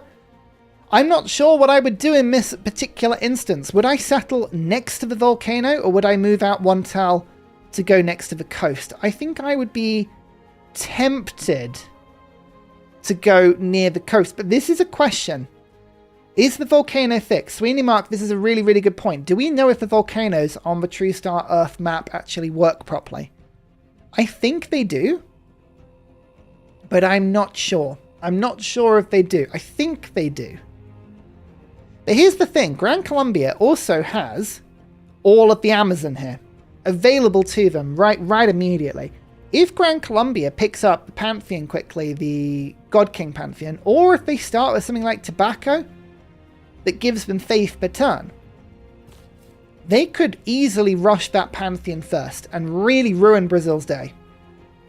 So Brazil is a little bit Pantheon fixed. I'm almost certain they're fixed. I feel like in a practice game I've seen a volcano explode, but I might be wrong. I might be wrong. I would be tempted, I think, to settle on the coast. Ignoring the fact the luxury is there, I think I would be tempted to settle on the coast just to get away from the volcano. Now, there is a city-state there, Caguana. But I think this is where I would be tempted to put my capital. I've got access to the coast. I can build Panama if I want to. It is tempting to go across and settle Panama. I think I would prefer just to build the canal later into the game. Especially, if I was given this start, I would know bananas mean that the canal is always going to be possible, because nothing's going to spawn that stops me from doing that. Men fixed in place, by the way. Oh, yes, they are fixed in place. Yeah. They should be fixed in place. Sorry, I know what you mean now. That is my bad. Let's have a little bit more of a peek. We know a lot of the Amazon around in this direction. We'll go and see what the Incans... I think the Incan start from memory is awful. Yeah, the Incan start is like desert and silver. And almost nowhere to put your terrace farms down. I remember that being particularly bad as starts go. Yeah, look at this. I mean, the Inca do put the mountain tunnels in pretty quickly, but I remember that being dreadful. Could I consider a 2-turn settle 1 tile to the east? Maybe, but the problem is if a city-state does spawn there, that could block that settle off. If they were to settle on this tile. It'd be the sort of mistake that I would make. Yeah, this is a terrible start, this bit here. But luckily, Inca are not in the game, so we don't have to worry about that particular thing. Actually, I tell you what, I meant to go and look up Panama quickly. Oh, the Mayans are in this game. Mayans are not going to be in this game. Ignore that. Ignore the fact the Mayans are in this. That's just because we're not loading the game in fully. There's the Pantanal, though. So, as you can see, yeah, the rainforest is right here. And I think Gran Colombia's next best settle is on one of these rivers, either this river or this river, which means they are naturally going to get pulled towards Brazil. I don't think there's any direction they would go apart from Brazil. Like, if you were playing this start, chat, as Gran Colombia, what would you do other than just go towards the Amazon? Like, this is by far where the good tiles are. I think, anyway. Let's go and have a look at Panama. You want to settle Panama eventually, don't get me wrong. Like, eventually you want to go and settle it. But is it something you would do immediately? I don't know.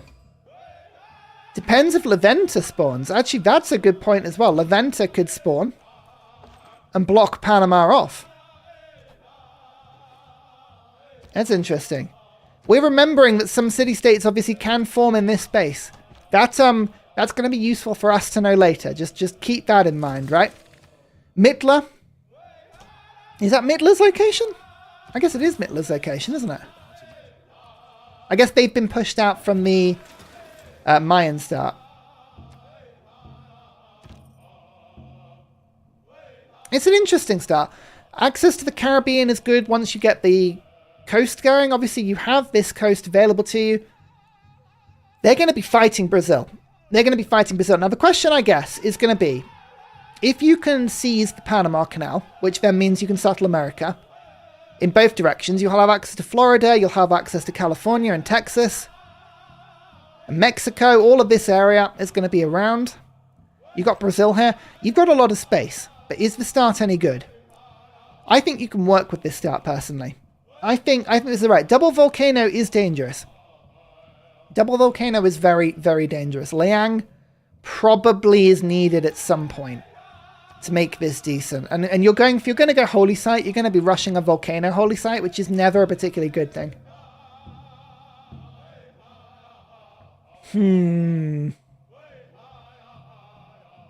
Let's rate this. What do we think? Is this better or worse than Brazil's settle? Is this better or worse than a 7.5? Is it better or worse than Dido's settle? I think it's going to be around that sort of mark, personally. I've got some 6s going on here. Slightly worse, 6.5, 6, 7.25. Milo, I love your dedication to the 2.5 bit. 5.5s, 4.7. Very precise. Like it. Equal to Dido. I wouldn't go that far. Hey, Abby, how you doing? I wouldn't go quite as far as equal to Dido. I think Dido's was definitely worse. It had possibility, but it was so Pantheon dependent. I'm tempted to say this is either a 6 or a 7. The thing I like about this start, Caguana, is this is the Bate, which is not that good, to be honest with you. But you've also got things like Mitla. Mitla would be good. Nazca, La Venta. There's a lot of good city-states in South America. There's a lot of very good city-states in South America. Much better than in North America. Not very good city-states in North America. I think there's quite a lot of space here, personally. I think there's a lot of flexibility, as long as you're willing to stick it to Brazil a little bit. And Gran Colombia can. Commandant Generals, high movement speed, they can be an absolute nightmare. And there's space to settle in the other direction. I don't think this is as bad as a 6. I think looking at everyone, there's a lot of consistency around 5s and 6s. I think maybe a 6.5. I was tempted... Oh, knocked my microphone. I was tempted to give this a 7. But I will settle with a 6.5. I think that's probably fair. I think a 6.5 is probably fair. There's a lot of possibility here, but I think the Brazil start is better. But do we give an extra half point for Panama? I'm tempted to give an extra half point to Panama, but maybe not. I mean, yeah, there is a Panama settle right there, which makes it quite interesting. But yeah, let's have a look at some more stats. Interesting though, do you see the fun about this Civ GIve, right? The fun about the Civ GIve is you've got not just the choice of the Civ, but the TSL start makes such a difference because some Civs are infinitely better than others, purely based. One of the reasons why the Mayans were not picked. Mayans are a very strong civilization. Their TSL start, useless. Absolutely useless. And I think, yeah, Dido's start is going to be hard. I think that's going to be really, really hard. I think that was a bold choice. But if you like the Civ, then maybe. Let's go and check out Riddick Acidics. Shaka Zulu. Now, I seem to remember that Shaka has a pretty bad TSL start. But I also believe that Shaka has a few things going for him. The only other person on Africa is Mali, who starts on the other end. There is no Congo or Ethiopia, which is going to be the big limiting factor for Zulu. Zulu is very strong mid-game. Once you unlock those cores and armies, Zulu is so powerful. And I really like Zulu. So there's a lot going for them. But I do believe that Zulu is going to be a bit tough. Once we've done the Civ by Civ, can we do a turn 1 load with all of the Civ and reveal the whole map to get a good overview? I'd need to find a mod that would load the whole map. I think I've got one. But I like seeing them one by one just so that you can see how it starts. This is the Zulu settle that I remember. So there's no fresh water here. Now there is a reef, which means already you have a +4 and a +3 camper. So there are really good options here if this doesn't spawn a luxury on it. But there is a river there as well. Let's just settle so we can see this one. Oh, it looks like, again, ignore the city-states. The city-states are not fixed. Johannesburg is not going to be in the game. If Zulu is in the game, Johannesburg is not going to be in the game. I hate to break it to you. It's not a great spawn. It is very limited, but they do have a lot of space elsewhere. Like, Zulu is not stuck for space, right? Ignore Johannesburg being there. I don't think they will let that be in the game. This desert is not particularly helpful, but there is at least one river here. Ignore Congo. Congo is not going to be in the game either. The Congo has a lot of really, really good land. And this, I think, is probably one of the ways that you would look to go and settle. So there's this river, and then there's this river up to the north. So this river starts there. Zanzibar might be in the game. And Zanzibar is one of the strongest city-states in the game. If Kumasi is in the game as well, Kumasi would also be an incredibly strong Zulu start. Although you'd have to fight Mali for Kumasi. Mali will be very, very aggressive on trying to take Kumasi. That is just a thing. The barbs are going to be a really interesting variable. Really, really interesting variable. I can reveal them at the debug. Yeah, I think I have a mod that might do it as well. We'll do that at the end of the stream. Yeah, I think that is good to look at it eventually. Kilimanjaro means that astrology can be rushed. Kilimanjaro will be a really good, like, third settle. Maybe a third settle or something like that. But if we look at the Zulu start, the one thing, like, this TSL map, it really makes sure that Africa is shown in its full size, right? It's absolutely shown in its full size.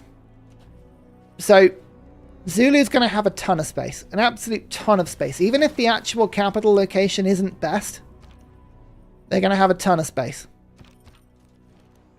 What do we think? What are your thoughts about this? Civ basically needs reeds and marshes. I don't think Reeds and Marshes is going to help much, to be honest with you. There's a couple of marsh tiles there. It's not ideal, though. I mean, Kilimanjaro would be really cool. Rush the harbour? Yeah, rushing a harbour would be good, but it's not a natural Zulu tactic, rushing harbours. I mean, it works. This is the default TSL Earth that comes with the map. Yep, absolutely. 3s, 2.3s, 4s. Let's hang on. Let's rate the we'll rate it in a second. Desert Folklore. You're not going to get Desert Folklore. You won't. Marley is going to grab that. No one is grabbing that before Marley. I'm sorry.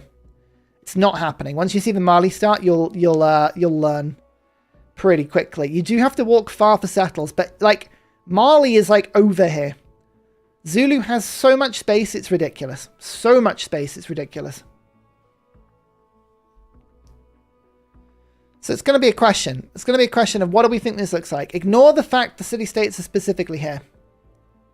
Ignore the fact that Congo's here.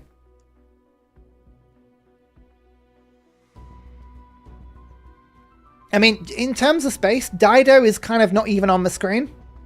Mali is going to be like there. Zulu has an easy 20 cities. Easy 20 cities worth of space. Like, almost infinite space.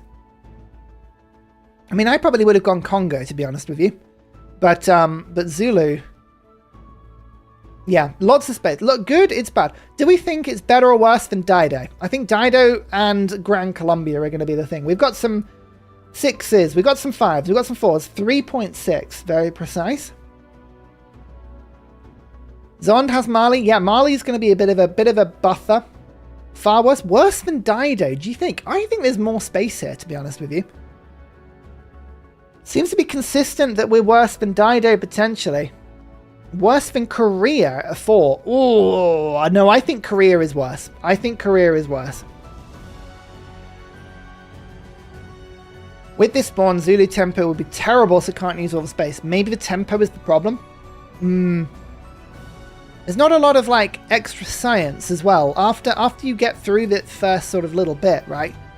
There's not a huge amount of extra science. Not until you get to the rainforest, and like, even then.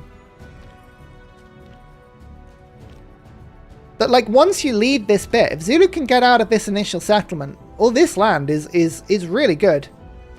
I think Ethiopian land is very good to settle as well. Korea are 3 and Zulu are 4. I think Zulu... I don't think it's worse than Dido. I think the space is better, and I think the spawn is worse. I think I'm gonna go in the middle of you. There's a lot of 6s and a lot of 4s. I think Zulu is also a 5. I think it's a 5 for different reasons. I think the potential is more than Dido, and I think the start is harder. Oh, Geomatrix! Thank you so much. That's another $10 for charity, and we've got above $1,600. Woohoo! Thank you, Geomatrix. That's very, very sweet. Appreciate it. All going towards Gamers Foundation. Thank you very much. Very, very kind. Yeah, I think it's a 5. I think it's a start that is handicapped by the speed at the beginning. Once you get past the speed at the beginning, I think the start is almost infinite. Infinite in power. But we shall see. We shall see. Let's go. The next one is funny. The next one is funny. We'll tell you what. We'll do Mali next. We will do Mali next. Yeah, that's a good point. We'll do Mali to compare. Right? We'll do Mali to compare. Huzzah for charity. I know. This is wonderful. Everyone always underestimates Dido. That's the last mistake they make. Dido is very strong at the start has potential. The start is rubbish. The start really is rubbish for Dido. But they have the potential because they straddle so many seas. Dido really is at the center of the world. They've got a lot of opportunity in that start. We'll see what they can do with it. I also know that the Dido player is very good with Dido. Let's go for Mali. I think it's going to be a Mansa Musa Mali. I might be wrong. I might be wrong. But I think it's going to be a Mansa Musa. We shall see. I'm expecting 9.5 for Mali out of what you said. No, I never said the Mali start was any good. What the Mali start has is an instant Pantheon. So they're going to get the Pantheon because of the way Mali is set up and the way this start is. They've also got a lot of space. Thing about Mali is Mali and Zulu are ages away. So there's a lot of space here. We shall see. Oh, White Nerdy! Hey! How you doing? Good to see you here. If Dido has a nice naval trade partner and ally, they'll do great. Oink, wink. Yeah, I know. Why, Nerdy, isn't it a shame to have so many trading partners next to you, you know? So many trade route civs on your doorstep. Isn't that just awful? We haven't got to your start yet. Right, Nerdy, I don't know if you've been watching the stream so far, but we're having a look. We're having a look at the TSL Earth map, and we're doing a friendly bit of rating to see how good everyone's start is, and we haven't got to the American start yet. We haven't got to that one yet, but yeah. So this is our ratings so far. Currently, we have Vietnam start as the strongest, followed closely by Brazil. Brazil being handicapped somewhat by quite a smaller rainforest than initially expected on this map, but still a lot of potential, a lot of space. Then we've got Gran Colombia for similar reasons, but not quite as good as Brazil's. We've got a bit of a draw on Dido and Zulu at the moment for different reasons. I mean, the Korean start is pretty, yeah, that's tough. It's tough. This is the Mali start, though. Again, remember, ladies and gentlemen, there are a few big caveats with this start. Ignore where the bonus and luxury resources are, because those will roll randomly with every start. Ignore the city-states, because we will not be spawning on top of city-states. They are going to specifically stop that from happening. And ignore where the other civs are, because I just haven't loaded the correct civs into the game for the speed of loading. So what's Mali got a lot of? Mali needs desert. You want to settle near desert for faith per turn. Why do you want faith per turn? Because you get your pantheon. What pantheon is Mali going to go for? Desert folklore. Because desert folklore means that their holy sites are going to be incredibly powerful. So there's a lot of synergy with Mali and their start. You also have Eye of the Sahara here, which means that Mali can immediately rush astrology should they choose as well. I'm pretty sure resources are random. I guess we can test that. Hang on. So we've got diamonds, copper, diamonds, bananas. I mean, maybe we should be looking at this with a whole new set of eyes. If they're not random, I just assumed they were random because of the way that the world's set up. Let's You've probably done more test runs, White and Nerdy. If you know your start and you know that it's consistent, that's really interesting. I just assumed it was going to be a random generation. But we shall see.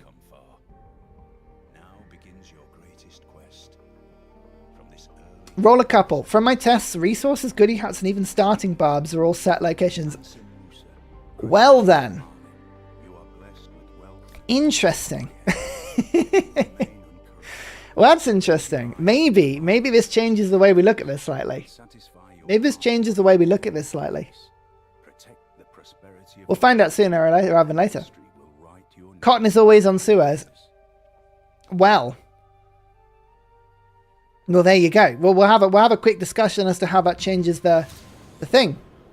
You're right. Okay, the city-states have changed, but the resources are absolutely in the same place. Interesting. Now, how does that change? Vietnam had a really, really good resource roll when we looked at them. I think that start is pretty fair. Carl's start is pretty consistent. If Dido has access, Ranty BK.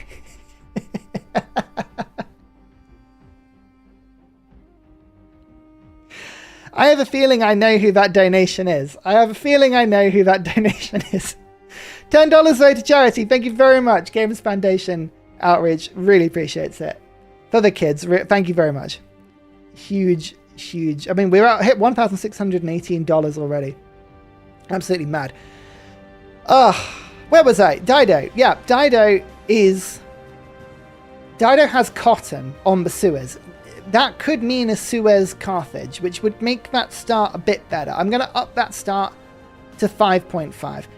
It did not help Korea at all. Korea is no better, right? Poor Korea. That start was rubbish. The city-states will be random unless we set them. The only reason I'm saying that, White and Nerdy, is I believe they are going to take some city-states out of the pecking order, out of the list, in order to make sure that nobody can take a settler in the first few turns from city-states. Which is a shame, because that is literally what Spain can do the most, because Europe is packed with city-states that can't settle, which is a real shame. But never mind. Never mind. Yeah, Korea's start is... have a look back in the stream if you want to go and have a look at it. It's pretty bad. Brazil had some decent resources, but you had to go and settle for them. You had to move off your settling location. I don't think that changes it. Gran Colombia did have one on the coast. I actually think that improves their start because they had a good array of bananas and then the resources in them. I'm going to up them up a little bit as well.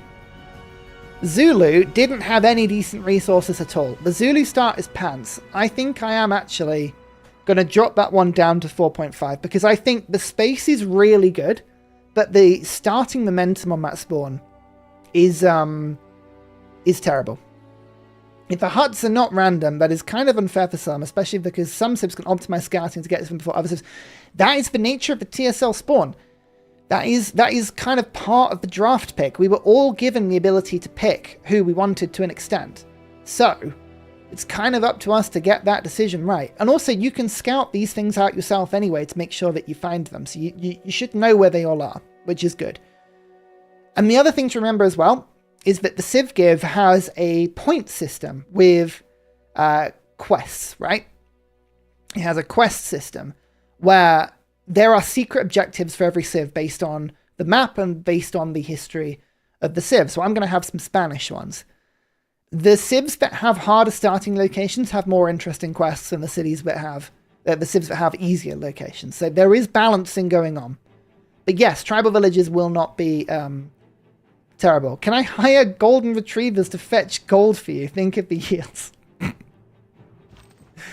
Indeed. So I think actually this is tough for Mali, right? Because when you look at this spawn, all the resources are down here. You want to settle these diamonds because the diamond settle means that you're working a 2-2 tile and you've got an extra production in 3 gold under your city center. And you've got all of this on your second ring, which is amazing. However, you will get no faith per turn. And if you don't get faith per turn, you won't get the Pantheon. And if you don't get the Pantheon as Mali, you are in a lot of trouble.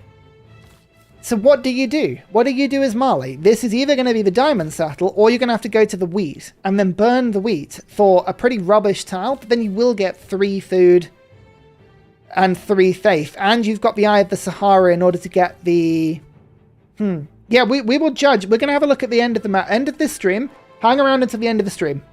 We will look at the revealed map with everyone on it, and we'll make our final judgments to see if we're happy with everything is, right? I think the settlement going up to the wheat is the one to play because it gives you the guaranteed Pantheon, and it also means you could settle the coast. I think it must be the play, right? I guess there is a turn 2 settle that would give you... No, it doesn't give you any more desert. You'd have to settle there. I think, personally, I think this is the settle. I think that is the settle, especially because they want as many flat desert tiles for the Sahel merchants as well. Zonderskind is going to be enticed by the Eye of Sahara and also the desert. I think that's going to be the settle. And this is why nobody else is going to be picking up the Desert Pantheon, because they're going to go straight for 0.3, and I think Mali's then going to go for astrology and try and rush a religion. I absolutely think they're going to try and rush a religion. There is an easy aqueduct, yeah, but the thing is Mali doesn't really want the aqueduct industrial zone play. Not with a 30% malice to production on buildings and units. Like, again, obviously the districts and wonders are fine, but it's not their specialty. But look at the speed of the Mali start, right? You've got the food from the desert. It doesn't matter that there are no food tiles in the immediate vicinity, right? That looks like Kamasi has just spawned there. I would be surprised if Kamasi is allowed to spawn. I would be surprised. I would love it if Kamasi spawns. I would love it. Because that would be a city-state I would absolutely be going for. But there are some really big holy sites available here. That's unfortunate, though. The natural culture progression at the start takes you towards Sahara rather than towards Vistal. Kamasi is going to be a massive fight. You're going to have me, you're going to have Peppermint Butler, and you're going to have Zonderskind, all after Kamasi. If Chungeti spawns as well, that's going to be another one we're going to fight over, because we're 3 trade route-based nations that all want to go for it. Look at that, turn 5 Pantheon. And immediately you go for +1 on there. Like, it's... What are you going to do? That's just Mali. Nobody is going to get the Desert Pantheon. It's written off. If your plan on this map involves that Desert Pantheon, yeah, you're in for a hiding to nothing. That's me, by the way. That's my settle. I'm up here. I'm up here. So Mali and me, Mali and Mali, we are very close neighbors. I share the Mediterranean with Phoenicia, but I share like, as for crow flies, we are much, much closer to Mali. So this will be interesting to see how this one plays out. We'll just explore around this map a little bit more. Let's get animal husbandry out as well. Just plonk some stuff in. We're just popping this in because we can. Double huts. There's some good huts here. Yeah. I mean, it's good for Mali. I think Taruga might spawn. I think Fez might spawn as well. So it's a very decent start. But all of this land, because only Zulu. I mean, look at this. It's a +10. +10 holy site. Come now. Come now. I mean, come on now. And what you'll do with this, should you so choose... hang on. My pins aren't working. Why are my pins not working? What you do is you settle there and there, so that you can then go for all of the other holy sites around this area as well. I think we know who's getting work ethic. Yeah, you know what, White and Nerdy? I think you might be right. I think work ethic, it would be amazed. I would be absolutely amazed if Mali didn't get work ethic here, and who would blame them? Who could blame them? There are also Source of Horse around here. Let's just quickly check on the Iron Settle as well. Just to see if that changes our opinion on anything. I don't think it will. I'll show you just how far south we have to go to get to Zulu. Because this TSL map is a true reflection of the size. Oh, White Nerdy, as you're in chat, do you know if any decisions have been made on barbarians or game modes? My impression is that I don't know about barbarians, but I'm assuming there's no game modes.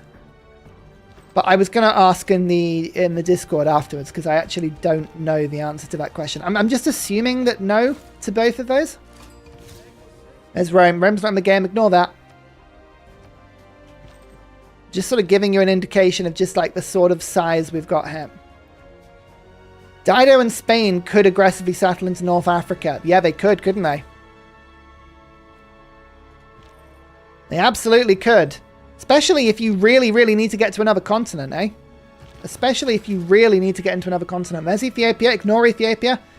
Ethiopia is not in the game. Ethiopia is not real. They can't hurt you. So there's Sahara, which means we usually do no game modes. Barb Clans is impossible since it's bugged with spectator mod. Fine. Barbs should be on. Civshare has never hosted a game with them off. Okay, so barbs are going to be a good consideration here. Remember that the more space you have, the more barbs you're going to have. And Mali is going to be subject to a lot of desert barb tribes. So Mali does have a bit of a problem in that regard. I think... Have I gone down far enough to see Kilimanjaro? That, by the way, is a turn 16 religion. Turn 16 religion. Just remember that. With work ethic. Turn 16. Oh. Barbs are going to be a huge balance for those alone on land masses with no neighbours. Who could that be? Who could that be? Oh, dear. There's Kilimanjaro. Okay, so Zulu are just there. So Mali has a good 15, 20 cities worth of space. They've got a lot of space. Can I get a slightly concerned huzzah? Just found past 5,000 hours in Civ 6. Thanks for inspiring a lot of my setups and mods. Adams, that is a fantastic amount of Civ hours. Well done. 5,000 is a good record to get to. I both fear you, pity you, and respect you in equal measure. Guaranteed golden age with huge faith production going into monumentality, then mad production when the holy sites are online, when loads of food from the desert settles. This is a pretty good start. Eh? We'll see what Zond can do with it, but like already we're up to 15 production, and at this point you could just like hammer the settlers. You don't even need Magnus because the food coming in here will keep your city alive. Mali is always Mali. So what do we reckon the rating's going to be? Numbers in chat, people. Currently, we have Brazil on 7.5 and Vietnam on 8. Do we think that this Mali start beats... Do we think this Mali start beats those two? We've got 10s. We've got 9s. We've got 9.5s. Thing is 10. If you go 10, going 10 is... that's a statement because we haven't seen a certain white and nerdy settlement yet. That's going to be... It's going to be an interesting one. 9s, 10s, 8.5s, 10s. You know what? I'm going to say, I don't think this is a 10 out of 10 settle, because I think a 10 out of 10 settle is if barbs are turned off. If barbarians are turned off, this is a 10 out of 10 settle. I think this is probably, I'm going to give this a 9.5. The reason I'm giving this as a 9.5 is you've got the instant golden age, the instant religion, the instant pantheon, and then just any tactic you want. This is an incredibly flexible start. I've put it as male, haven't I? Look, that's fine. We know who it is. Almost tempted not to correct it. I think the barbs are going to be the only thing. The barbs are going to be the only limiting factor here, because there is a huge amount of open space, a massive amount of open space, and there are no city-states that are going to settle here. So the chance of a barbarian incursion is very high. Very, very high. And the one thing that Mali cannot do is produce units at the beginning of the game. That, I think, alone is enough to dock it down half a point. Do I think it's going to go down any more than that? No. I think this is probably a 9.5. I think this start is infinitely better than Vietnam, because of the adjacency of the desert and because of the synergy. I think Zonderskind, I'm calling it here. I think based on starts alone, this is Zonderskind's to lose. This is a really strong start. And you can quote me on that to put the fear of God into Zonderskind. Zonderskind, if you're watching this back, this start is yours to lose. It's that good a start. No pressure. All right, White Nerdy, if you're still in chat, let's have a look at the American start, shall we? Because I think this is going to be interesting. Do we know? You don't have to reveal this now, White Nerdy. You can keep this secret if you would like. You have the choice between the three leaders. You don't have to say, but I assume they all have the same TSL start, no matter if you pick Teddy or Lincoln, right? I think that's all Washington. So I'm going to boot this game up on the presumption, the wild presumption that there's a good chance you may be going for Preserve Bull Moose Teddy. Don't ask me why I think that. I just have a gut instinct about that one. It's just a gut instinct. I think they all have the same start. I might be wrong. Just got to the stream. How's everyone today? What's Ursa getting into? We're theory crafting. BS, this is a really good time just to bring people up to date with the stream. I am taking part in the 2024 Civ GIve. It is a 10-player, massive multiplayer game over about 8 hours where we raise a lot of money for charity, as you can see at the bottom of the screen right now. The Gamers Outreach Foundation. We've already raised $1,600. Thank you so much again for your generosity.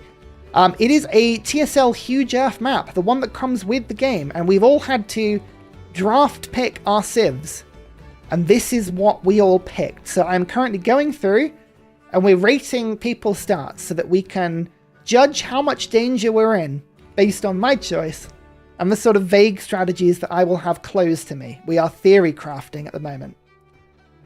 Let's have a look at White and Nerdy's start, because here's the thing. The closest two people to White and Nerdy with this American start are Gran Colombia, who is on South America, and me as Spain, who is in Europe. I believe both of those starts are upwards of 20 tiles away as the crow flies. So in terms of space to expand, absolutely wild. There is no Cree, there is no Canada, there is no Aztec. So, that's good. Looking at the start, it's both good and bad, right? The thing you got to look at is whether or not you've got the breathtaking tiles. The breathtaking tiles are going to make this or break this. Because let's face it, White Nerdy, as we know and love you, you are the preserve god. No one does preserves like White and Nerdy. Nobody. Nobody does them. And I believe you've already committed to preserving on your first district, which I fully respect 100%. Which means Antiquities and Parks is probably going to come up. And it's all about that breathtaking appeal. So if we go up a tile, you can see here that strangely this tile is only an average of 1, which is absolutely incredible because it doesn't count as being on a river, and it's got the marsh there. The marsh is actually pulling down the appeal of these tiles, but this is charming, which means if I settle in place, which I think is the only real option here, then I think that makes this, 1 faith, 2 science, 2 culture. So already this is a decent start because we're already on turn 1 up to 4 science and 5 culture. So that's pretty good. That's pretty good. If you didn't, the only other settle really available to you is to cross the river, and this tile would not be breathtaking if you did that. So I think this is by far the better option. You've also got another tile there, which is going to have the science and the culture on it. Let's investigate further. Let's have a little look. No production at the beginning, which I guess is probably the only thing. Astrology, we know astrology is a thing. We'll look at animal husbandry and just see what's going on here. Second Pantheon to White and Nerdy. It's going to be strong, isn't it? It's going to be strong. Ignore Canada. Canada will not be in the game. Canada will not be in the game.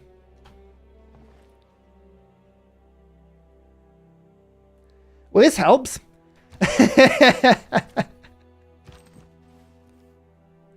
Oh no, I can't surprise more.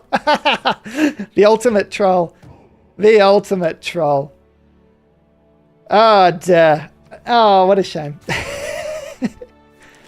With a very quick God King. Yeah, White and Nerdy's going to be up there for second Pantheon. I think that's it's a pretty strong synergy, this.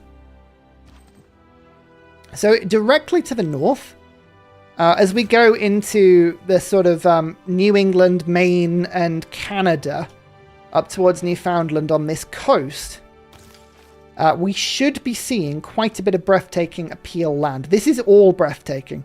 So this is all full of culture. There's no mountains here, which I guess is the only shame.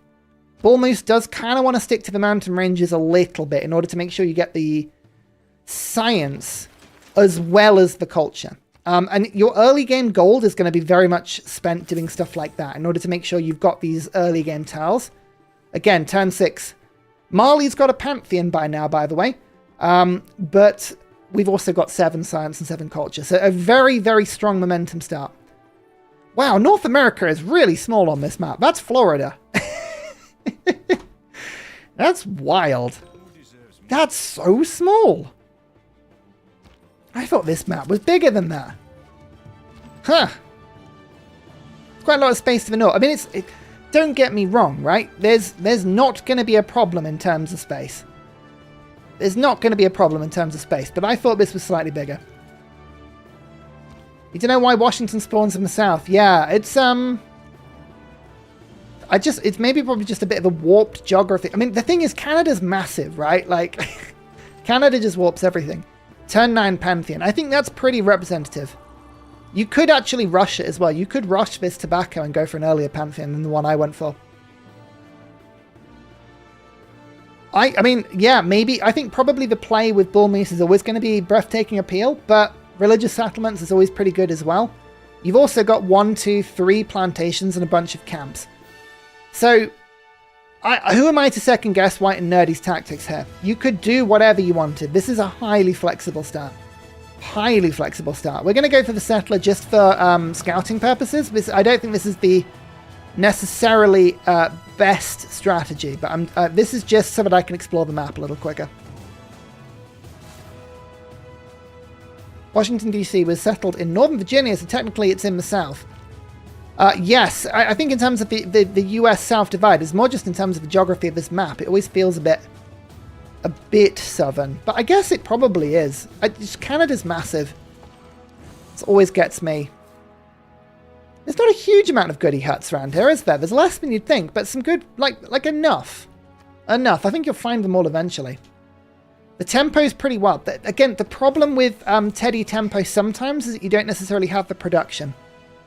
So that is maybe the only thing. And in terms of the breathtaking appeal, this coast is really strong. This coast is really weak. There is a lot of floodplain around the Mississippi. It goes right up as well. So this is really bad Teddy territory. This is really good. So it's a bit of everything, really. You've got some good, you've got some bad. But not having Aztec here helps. I mean, again, appeal down towards Mexico and Texas is rotten. Will White Nerdy get a religion? I don't know. This is not for me to second guess. But there is the possibility here of at least... there's a +2 holy site. They're not crazy strong holy sites, to be honest with you. There's also no easily accessible natural wonder apart from maybe Yosemite. Does Yosemite spawn on this map? I can't actually remember. Let's go and have a look. I don't actually know if it spawns on this map.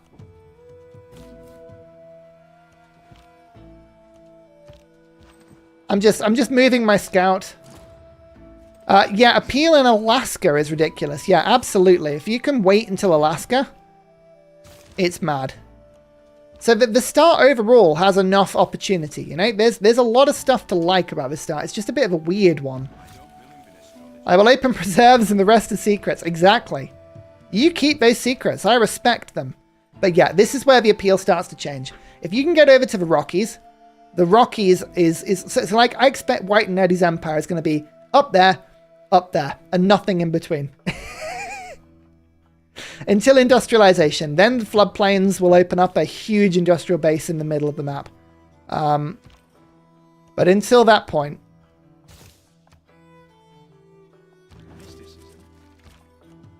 Delicate Arch. Okay, so yeah, there are wonders available that you can beeline. They're not as quick as Mali, but it's okay. So, people, what do we think? Let's have a look at this start. Compared to everyone else's. The pros. The pros, huge amount of space. Huge amount of space. No competition. Lots of tribal villages. And the start has very, very strong Teddy tempo. With at least 3 cities in the seeable future. Maybe 4. That have access to some really good tiles. The cons. Very open. Lots of barbs. Not a great city-state selection. And a huge amount of bad appeal in the middle of the map. Do we think it's better or worse than Vietnam or Mali? So we got 10, 9, 7, 9, 8, 8.5, 7, 7. Thing is, the bad appeal isn't necessarily a downside. It's just whether or not you can settle around it. And I think already turn 16, we're up to almost 10 science and 10 culture. So Teddy's got good momentum. It's whether you can keep the momentum up, whether you can keep the tempo up. 7, 8, 8. I think... Here's my reasoning. I think this is a better start than Brazil. I think this is a better start than Brazil. I think compared to Vietnam, Vietnam has the better start because it has a better resource allocation. It has a better wonder assortment, and it's got better settling locations within the first sort of 3 or 4 cities. It has more competition, and Vietnam doesn't have such good early game tempo. So I think it's going to be very similar to Vietnam. I think this start is probably going to be joint second with the Vietnam start. I think it's going to edge slightly above the Brazil start. Because the Brazil start lacks a little bit of rainforest in the foreseeable area and the resource allocation is not as great. Vietnam start is a slightly better start, but what it doesn't have is bull moose absolutely antiquitying and parking everywhere around this mountain range. So I think that is the huge advantage, and I mean, look at this. How many cities can we get on this continent? With 25 cities easily, if you were to so choose. It's a huge amount. I reckon we're going to plonk with 8. I think this is probably the joint second best start. We'll have a look. We'll rate it with Vietnam in a bit. But we shall see. But now we got to rate a very interesting start, okay? Because this is what I like to call the chaos start. Maybe the chaos start, we'll probably get a better sense of it once we open the map up and we see the map in full. But let's have a look at the chaos start, which is Raging Zozo, who is a chaos player at the best of times. I don't think Raging Zozo would mind me saying this in any way, but if there is a chaos element to this stream, it's going to be Raging Zozo and how he chooses to play this game. And the fact that he has gone for Kupe adds the randomness into this game 100%. This is like mega chaos, okay? Because of where we spawn. The context is fine. Now you can have a look at the context. This is just to remind everybody, I'm playing in the 2024 Civ GIve. I'm one of the players. It's a huge 10-player multiplayer game on the 1st of December as we raise money for the Gamers Outreach Foundation. Thank you so much for your donations so far. We've already raised $1,600. It's amazingly kind. It is on a TSL Huge Earth map where we had to pick our own civs. We drafted our civs. And this is the selection. So we're going around everyone's starts. We're rating them. We're giving them a good value to help equip us with the knowledge of just how screwed we are with our start. Because yes, it should be interesting. I am 3 of Kupe Madness, potentially. Potentially. Raising Zozo, not Raging Zozo. I'm so sorry. I always get that wrong. Raising. That's even worse. Rage is one thing. Raise is a totally other thing. Ah, dear. Right. Here is the Kupe start, which looks like it is in the middle of the sea. It is consistent. Remember, everybody, this start is absolutely consistent. It is always in the same point. Now, there are a few options here as to what Kupe can do. And we'll try and use our warrior to explain one of them. We'll use our settler to explain the other. Some runners-up options are Indonesia has a good set of islands with some very good reefs from memory. New Zealand, depending on if Auckland spawns. Let's just say, I know Roman Holiday is here, white and nerdy. I don't know if you agree with me here, but what do you reckon the chances that Auckland and Nan Madol are going to get put into the game? I think they're probably going to be very high. So those are very good. Those are very good starts, right? Unless we see the random rolls, I suspect they will probably be in the game. But I think the 2 plays, the first one is to move the warrior and the settler over in this direction. This will bring you towards Australia. Australia has a huge landmass. It has the Great Barrier Reef. It has a load of reefs. It has a load of space. The other option, and this is what I like to call the white and nerdy slayer. I apologize for saying this on stream with white and nerdy in. The other option is to head up in this direction towards Hawaii, but also towards California and an Oregon and Washington. That is the other direction. Oh look, it's Auckland. Again, I'm gonna suggest that maybe we're gonna see a game with Auckland in. I don't want to be too judgmental on this, but I would fully expect that. As you can see, Australia is just over here. Here, I believe, is... I think these are probably some of the Pacific islands rather than anything else. To be honest, I don't remember the exact routing. You would have to you'd have to figure out the exact routing to make sure this was consistent and optimized. But that is settlement location number 1, Kupe Great Barrier Reef. Because that... Why is my... I don't know why my map tags aren't working. But... Oh, I don't have the mod on. That's why it's not working. That is a +4 campus. And that is a +6 campus. So the Kupe campus route with Nammadol and Auckland here is an incredibly strong saddle. The other thing to remember as well is that even if Kupe doesn't go for Australia, who else is going to go for Australia?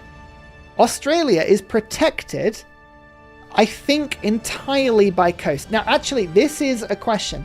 Can Vietnam, in theory, get to Australia via just coast? I think they can. But Kupe has a huge advantage. A huge advantage. Because nobody is getting to Australia quickly. Which means they have all the time to send their settler in this direction. Towards North America. Now, the thing is, it is quite far away. So I think, personally, this is the unlikely route. Hey, abracadabra! Abracadabra! Thank you very much. That's $10 for charity. Hey! Really appreciate it. Thank you for all your donations, everyone. That's really sweet. All towards the Gamers Outreach Foundation. We're up to $1,628. That's huge. We're still almost a week away from Civ GIve. That is very kind of you. Thank you very, very much. Really, really appreciate it. But look, like Indonesia and Australia, this is a really good spawn. This is why people are saying, why did no one go for Australia? I think, to be honest, Australia was a really good settle. But here's Mexico. So this is the other route, the Kupe. This is the American route. Reeds and marshes, delicate arch, reefs, mountains. Again, +4. There's a lot of good stuff over here. Is it better than the Australia settle? I don't know. But it's only, like, this would be like a turn 9 settle. This is an aggressive settle, right? But it's possible.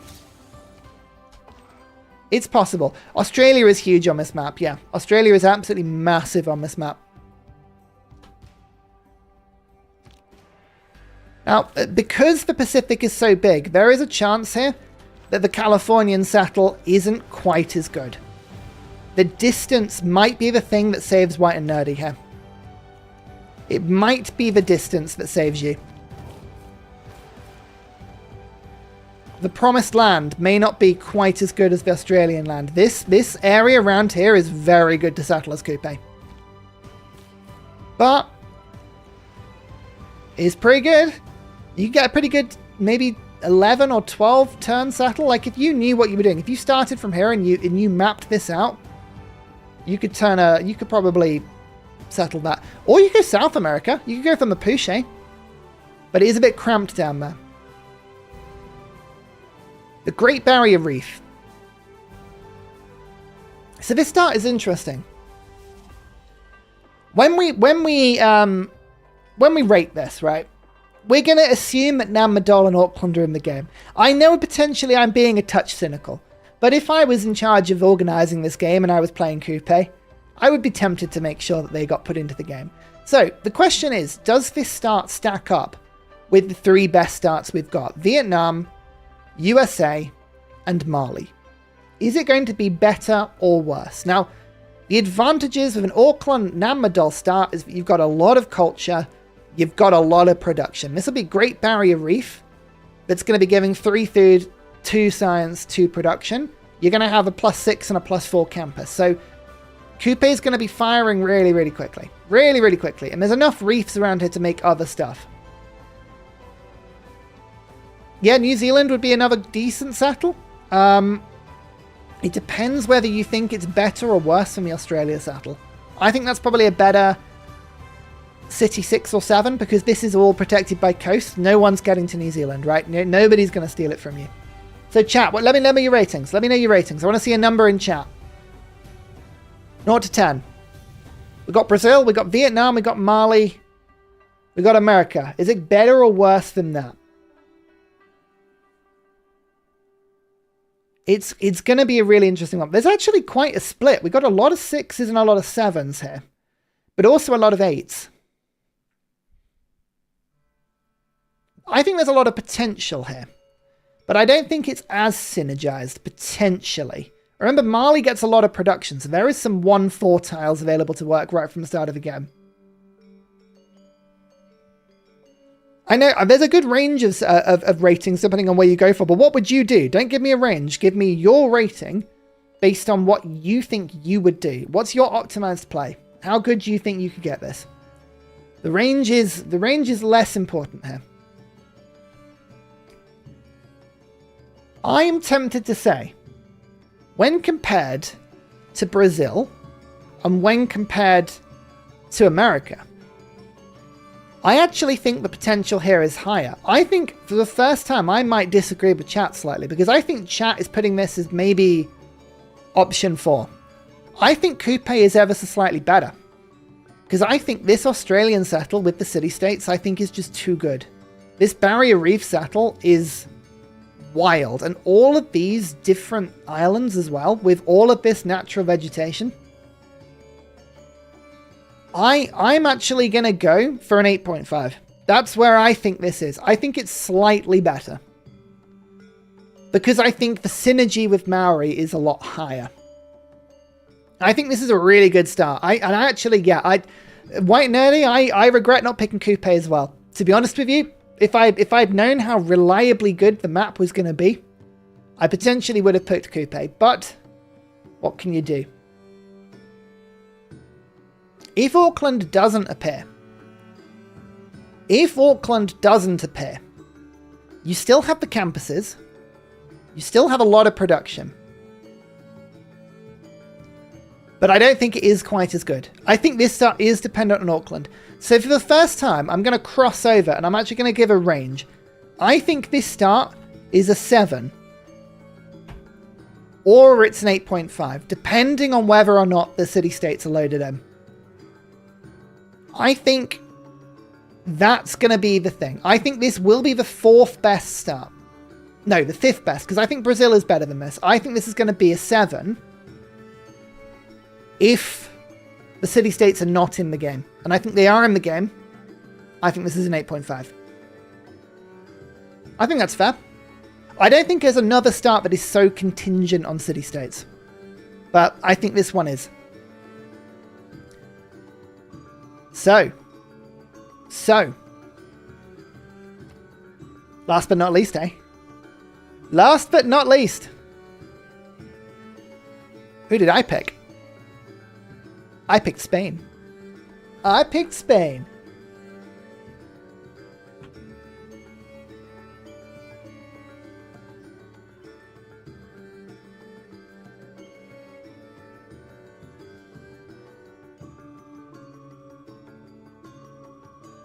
So, let's have a look at the Spanish start, shall we? Because Spain, the pain in Spain is mostly for me. It is an interesting choice. And I'm the one to say that. Let me show you what I've got.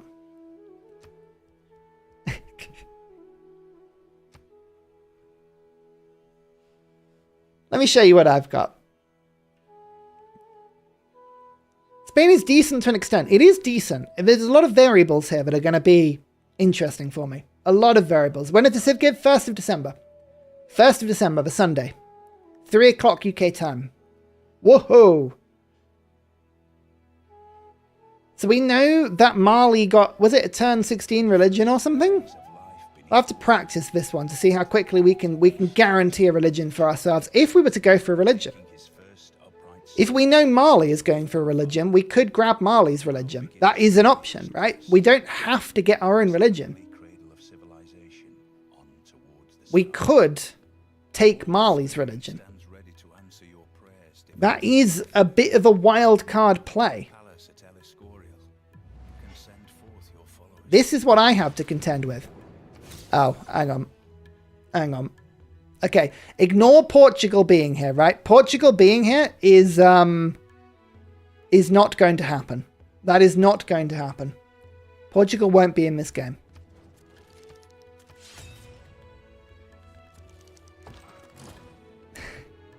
Okay. This is the Spanish start. Look at the size of Iberia.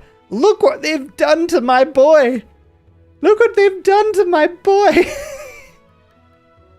He's so small. It's so small. Oh. There is also no chance that Granada will spawn on the map. I should point that out as well. Granada is not going to be on this. They will not allow that because, like Portugal, I could just snag the settler. It would just be like an instant settle take, and what are you going to do? So, I could settle on this one. That would give me effectively a Lisbon settle rather than a Madrid settle. That would give me a food, a luxury, and a gold, and would put me next to the coast.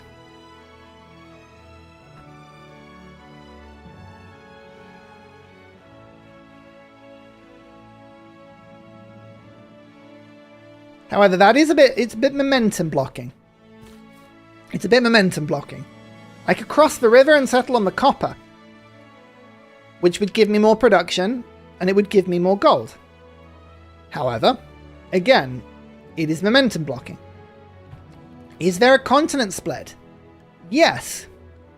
But it is not a continent split I can use very easily, because the only way over the continent is if I walk all the way around the Mediterranean until I get to Africa, and Dido is blocking the way. Or I wait until I get all the way to shipbuilding, which is a very difficult tech to get when I have no natural starting science. So, it's an awkward settle. In place gives me production. There's extra production there. There's extra food there. There are options, right? There are a lot of different options. I think settling on the sheep would just get rid of the sheep, right? I don't think that's not a very good thing. We're just gonna settle in place just so that we can have a look at the map, right? Let's focus on the map a little bit. We'll go for astrology. Actually, no, we're not going to go for astrology. Sorry, we're going to go for animal husbandry so we can see where the source of horse are. And then we'll go up in this other direction.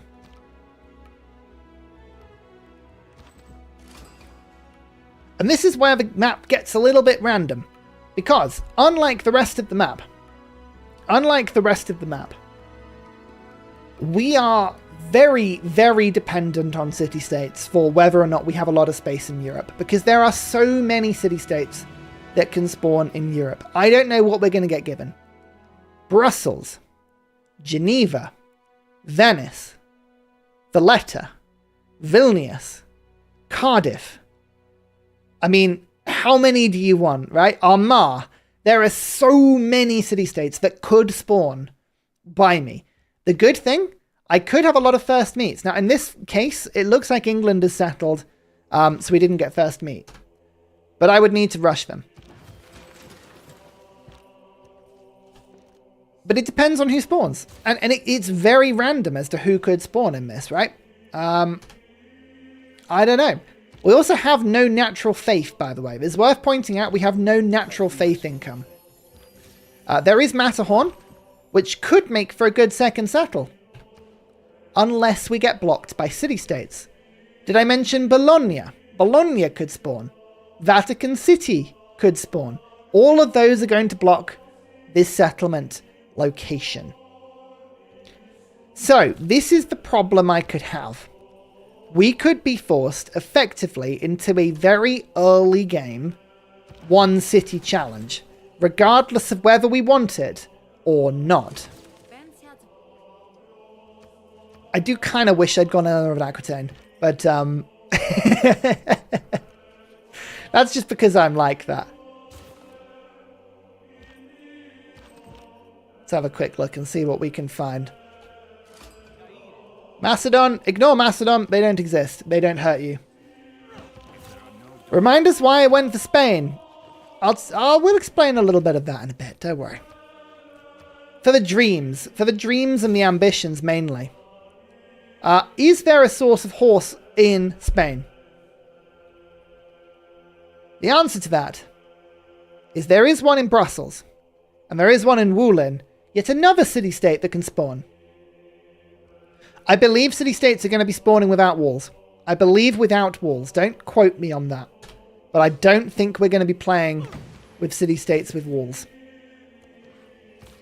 Still can't settle anywhere here, by the way. In practice, sometimes you can settle Denmark. Depending on whether or not. Alpine training. Very useful. Cardiff there. Very useful. Notice a lot of issue I've got with this start. Space. So we're gonna be very cramped. We're gonna be very cramped. Might have to rush foreign trade. Because there are ways around this, right? You don't have to settle for your cities. You don't have to settle for your cities. You can instead go for galleys, right? Galleys are an option. Because there are things we can do.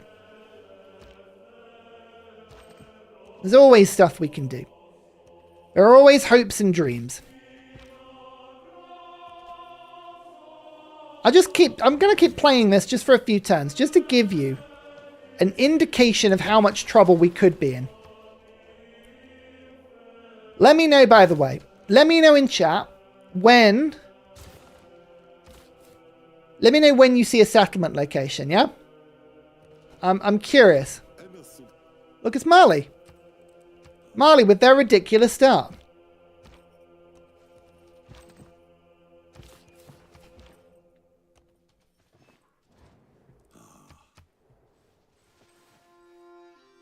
Let me know when you see a settlement. Why didn't I pick Germany? Because honestly, I kind of thought Germany would be a bit easy. One of the main reasons we didn't go for Portugal in the end as well is I've played Portugal in the Civ GIve before. And I kind of wanted to do something a bit different. I wanted to do something a little bit different. And that's the truth of it. Spain are one of my favorite civs. Spain are one of my favorite civs. Late game, Spain is so much fun. They are so much fun to play. It's just a case of making sure that we can get this. No horses in Spain. Nope, no horses whatsoever. It is a horseless Spain. We are absolutely horse. Oh, look, a settlement location. Ignore the minus 20s. In practice, we're not going to have Macedon here. We're not going to have Istanbul here. We're not going to have London here, right? These won't exist. So we will have a little bit more space than we can see right now. So just bear that in mind, right? Bear that in mind. Ottomans would be really fun, yeah. I'd have to be very, very aggressive to make Ottomans fun. Very aggressive. Preslav could appear. You get the idea, right? You get the idea. So, Mali's already got their religion.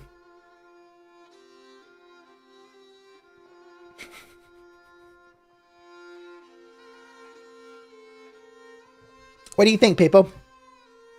So, what are the pros? The pros of this settle. Very high exposure to city-states. I'm going to have a lot of city-state yields. I'll have a lot of levying. I'll have a lot of extra suzerain bonuses. If I can rock up a lot of envoys, I'm going to have a decent city-state game very quickly. I can also kill a lot of city-states. That's the continent split, by the way. This is all Europe. This is all Europe at the moment. Literally all Europe.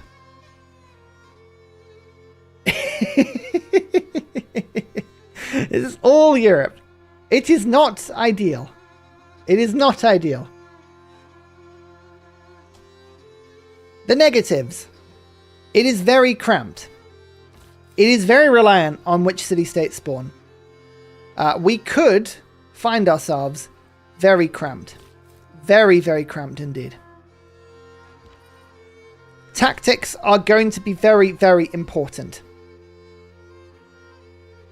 Oh, my city is my civ choice is locked in. I'm pretty sure if I asked very kindly, I could switch. But I'm happy with this one. I'm happy to give it a good go. Because I think it's going to be fun. I think it's going to be very fun. So, let me know. What do you think my settle is? What do you think my settle is? Do we think it's better or worse than Mali? I think that's going to be the thing. Is this better?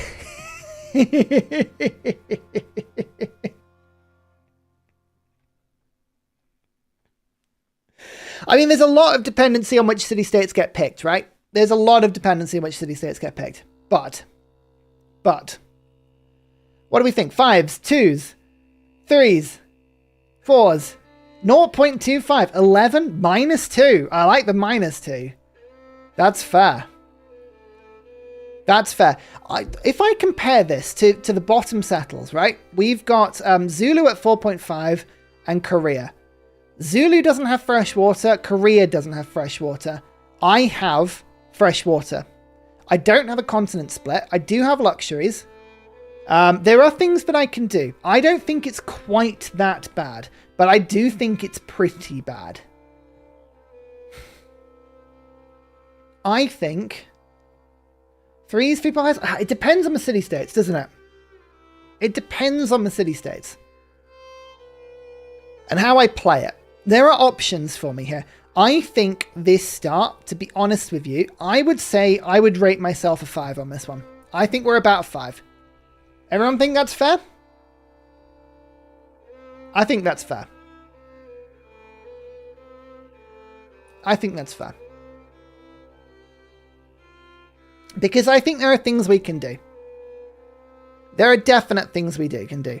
I think, for instance, if I was to just restart this. Because we can see the starting location again, right? From the first stirrings of life beneath water. I mean, the thing is, we could go on a great voyage, right? We could just move our starting settler and go for a huge voyage. Should have checked for iron. Don't worry, hang on for a sec. We'll come back to this in a second. Actually, I'll tell you what we'll do. What we'll do is we'll load this game back up. We'll load it back up, but we'll load it with the map mod so we can see, so we can have a good go. Because then we can have a look at all of the stats, right? We're going to load this game up with everyone in it, and then we're going to reveal the map so we can see everyone in. We can see everyone together, and we can check our ratings to see if we're happy with them. Okay, Ursa totally has a secret strategy that he doesn't want to share. Maybe. This is the other spawn that you can get, by the way, where Granada spawns. This won't happen. This won't happen. I always have something up my sleeve. Can you see what's up my sleeve? Can you see it? It's my watch.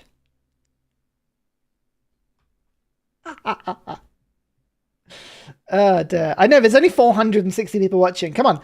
Come on, I've got to keep some cards close to my chest. But do I? But the thing is, right, I want to hear your strategies. Tell me what you think your strategy would be on this game. I want to hear that. I think that would be really good for me to hear. I think there was once... Was there like a cheating mod that revealed... Advanced cheat menu, here we go. I used to use this mod... to reveal the map for AI games. This is quite a good one, actually. Let's load the game up with this.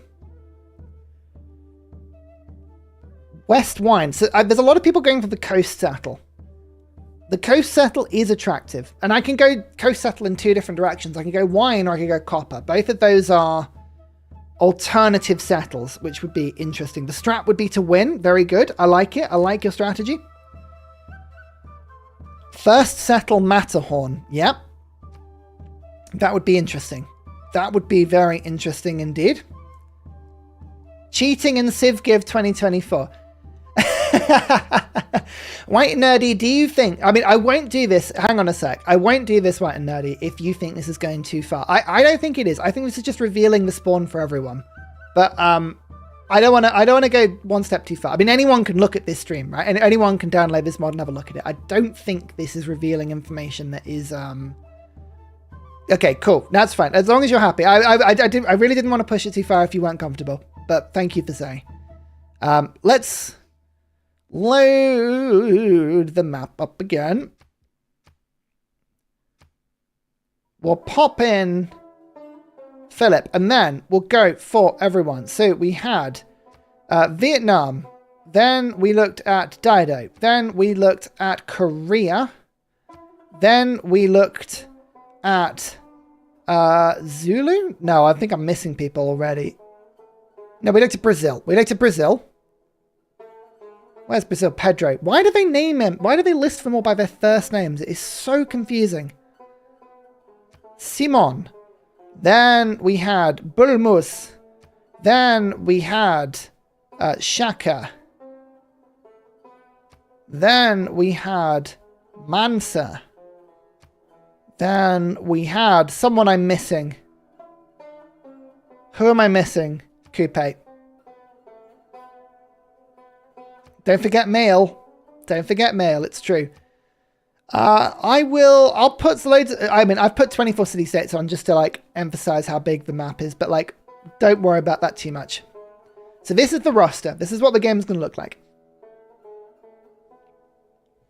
This is what the map's going to look like. This map has existed forever. This is like a years old, this map now.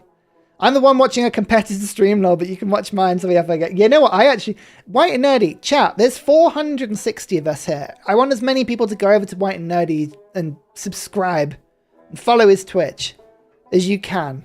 Brilliant streams, criminally underwatched. Hopefully White and Nerdy will attest to this, but I do sometimes stop by and watch. Like, they are genuinely lovely to have on in the background. Please go and show White and Nerdy some love.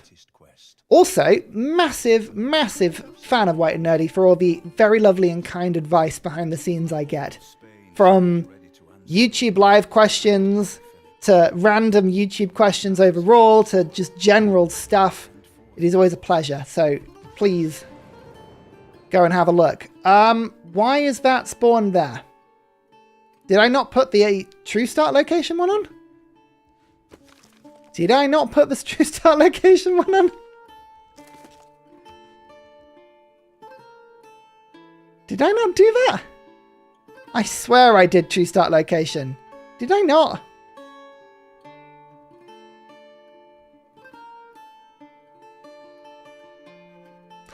Right.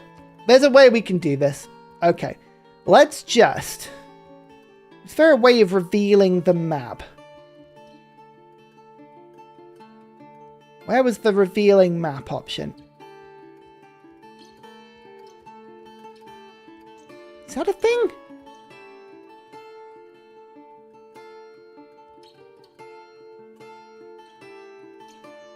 I thought this mod revealed the map.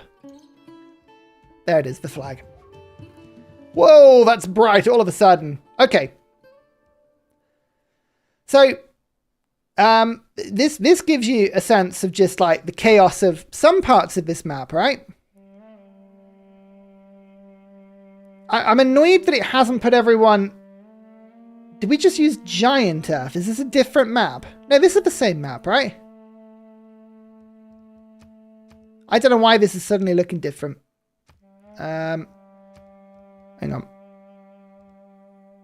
Where are the map options? Resources on? Even taking the resources... Because we haven't revealed the resources yet, have we? This is the one, right? This is the one we've just been looking at. I'm pretty sure this is the one we've just been looking at. Okay. Anyway, so this is the Spanish start, right?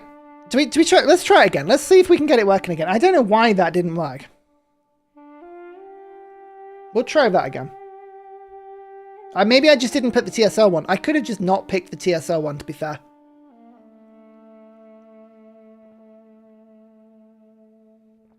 I might have just picked the non-TSL version. Hi, Roman Holiday. So I've just seen you back in chat.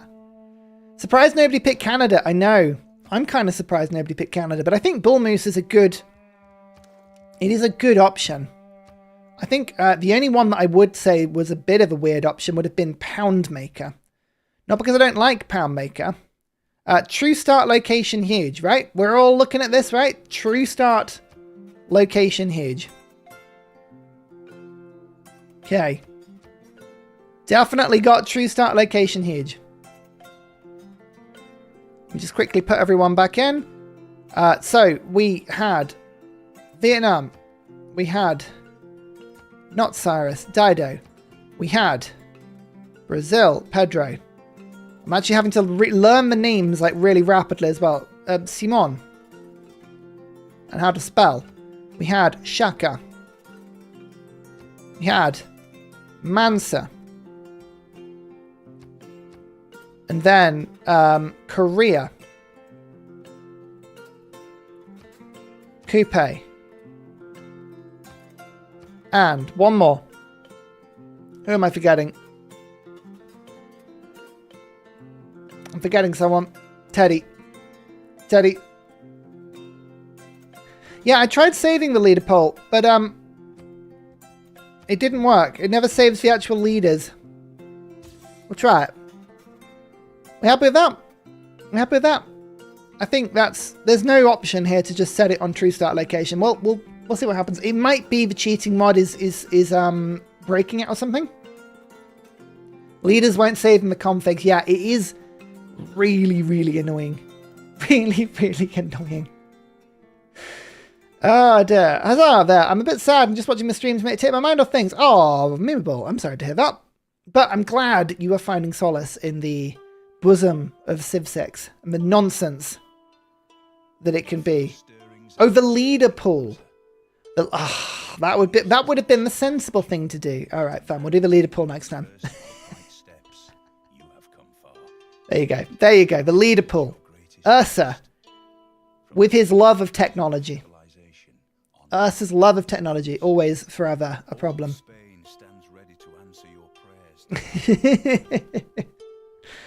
Did I say I'm not a smart man? That's me. That's me as well. I don't know why it's doing that. Like, I definitely put it on true start location. Oh, well. What are you going to do? What are you going to do? Womp womp. It's probably the cheat mod. We're just going to have a look at them like this. So, the Spanish start. The big problem about the Spanish start is the proximity to everything else. My neighbors, Mali is just down here. So we're only 1, 2, 3, 4, 5, 6, 7, 8, 9, 10, 11 tiles away from each other. But Phoenicia is all the way over here.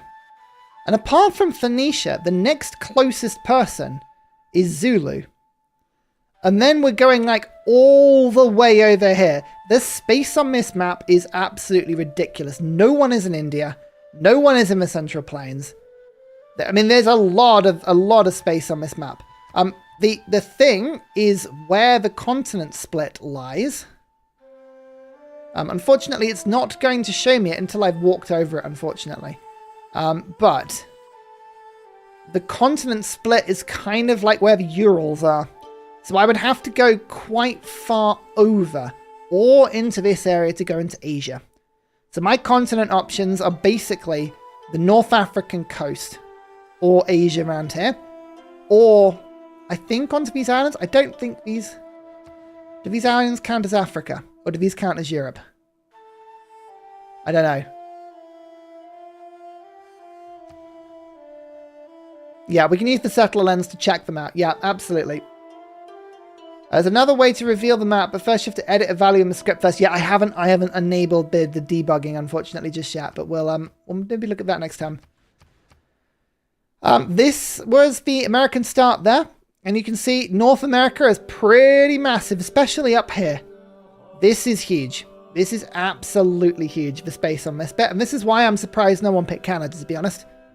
The Canada start on this map is pretty wild. You have to, like, this bit is rubbish. But if you can ignore that and go over here, Canada gets really good really quickly. It just takes a while to get over there. Korea also has all of this to settle, although it is all tundra. Russia was banned, by the way. No one can play Russia on this. Russia was not an option. And the reason for that is all of this. It's just wild, right? It's absolutely just wild. Settle Turkey is either going to be blocked by HUZZAH or by Dido. Dido is either going to be here or there. So we shouldn't expect HUZZAH. Well, we shouldn't expect to be able to settle around here. And this is all Europe. We have to settle over Constantinople to get out of Europe. So I think over in this direction is honestly going to be my only play. Rushing shipbuilding, probably. A Golden Gate rush. Ignore the... Golden Gate rush into rushing Mali with horsemen. Yes. Yes, that is the play. Golden Gate across Gibraltar into Mali. Why did I not think of that? Honestly. Just having a look as well. It's worth noting there is iron under this tile. Under one of the campus locations, there is iron. That is worth keeping an eye on. Definitely worth keeping an eye on. Matterhorn is an interesting settle. I don't believe there is any other like iron over here, but Matterhorn would be pretty cool. Britain is tiny. Yeah, you've got to sometimes think inside the box instead of outside of it. Sometimes I like to put the box inside of another box and then think outside of that first box, but inside of the second. So I'm like just a little bit outside of the box, but still technically in the box, and nobody can get at me. That is my strategy.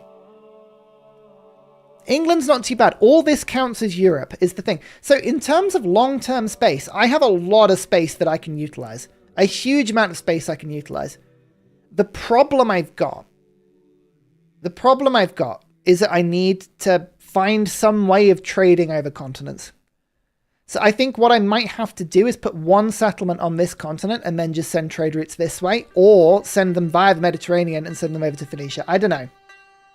Who knows? Who knows? But I think America's really cool.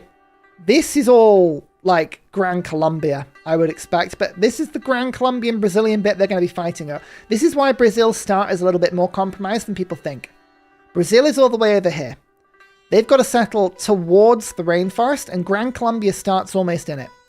They're going to be fighting for this for a long time. They're going to be fighting for a long time. In terms of pantheons I can go for, I honestly don't think I'm going to get much of a choice, because there's no real easy way of me going for faith in this game. It's going to be a real struggle to go for a decent amount of holy sighting. Very difficult. Fishing boats, potentially an option for me. There are some fish resources around, so maybe we do that and we just take to the seas. But you can see Kupe starts kind of like here, right? Lots of one-tile islands everywhere. There are so many one-tile islands. Kupe could go and settle near... No, Galapagos is a bit far away from everything. But look at all this Kupe land. This is an amazing promised land for Kupe. So don't expect Kupe to avoid that for too long, but you can see just the amount of settlement location in this area. I think this is where they'll go. I'm pretty convinced this is where they're going to go. Vietnam, this is why we thought the start was so good, is because you've got the Himalayas here with some amazing campuses.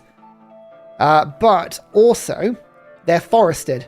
So this is a 1, 2, 3, 4, 6 campus there with a forest, so you can even put it down, which I think is really cool. I think the Korea start is just rubbish. But it can be salvaged potentially. I think it can be salvaged, but there's just a lack of everything around here. I can go for the relics pantheon. Yeah, nice. Zulu, I think, is a bit rubbish. It's a bit open, a bit featureless. But this is decent-ish. It's going to be for us to go and make something of it, isn't it? I think. We'll see. We'll see what the Civ gods give us, right? I think this is going to be a little bit of the randomness of what's going to happen. We need to get that cross-continent split going at some point. I assume these are going to be European. Maybe if these are African islands, that could be a way also of settling. Potentially. But I expect Phoenicia to come and settle down this way as well. This could be a bit of a problem in this direction. So we're going to have to keep an eye out for that as well.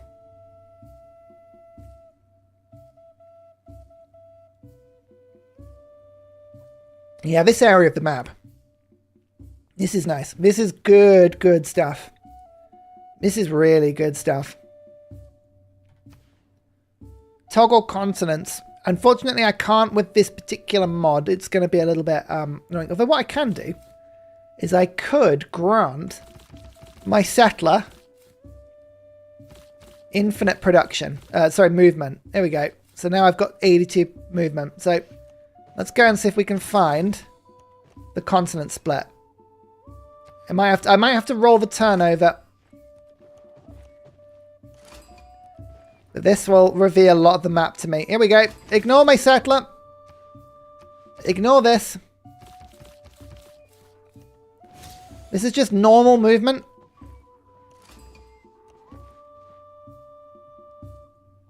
Can I just destroy a unit with this mod?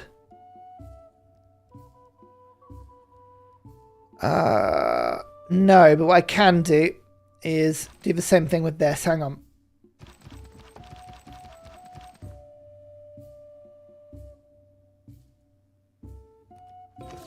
Whoa. Whoa, why are you up there? No. There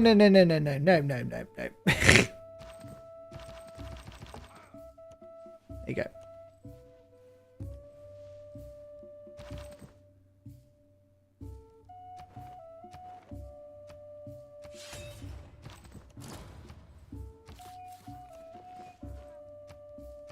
Right. That's one option, isn't it? That's one option.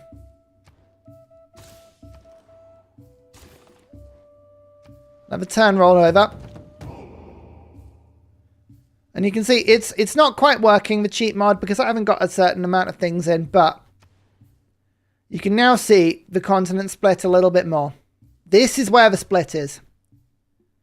Over by the Black Sea and with the Urals. So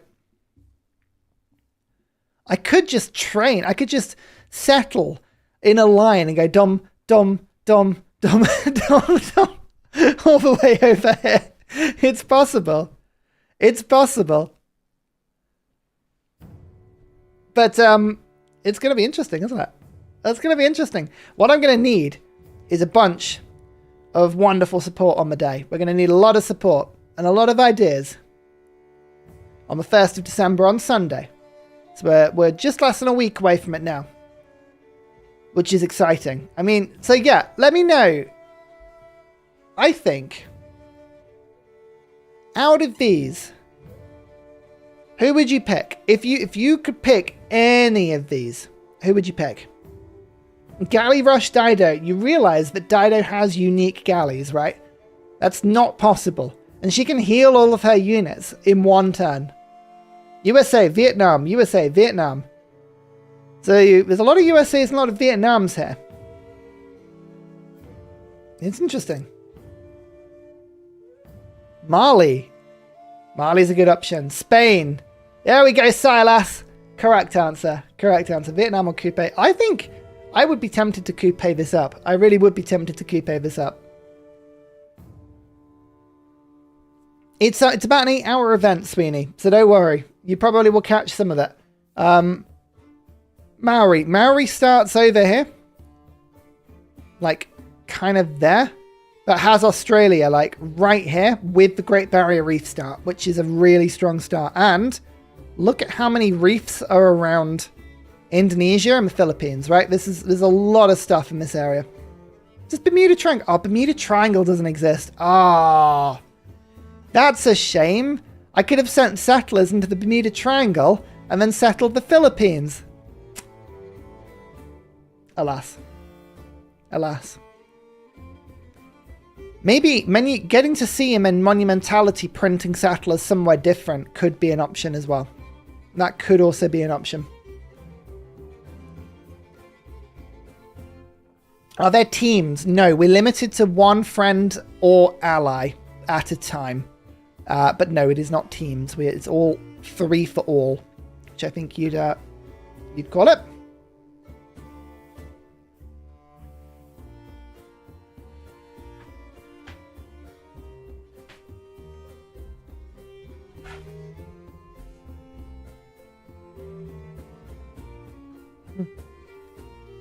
Colonialism, my Spain.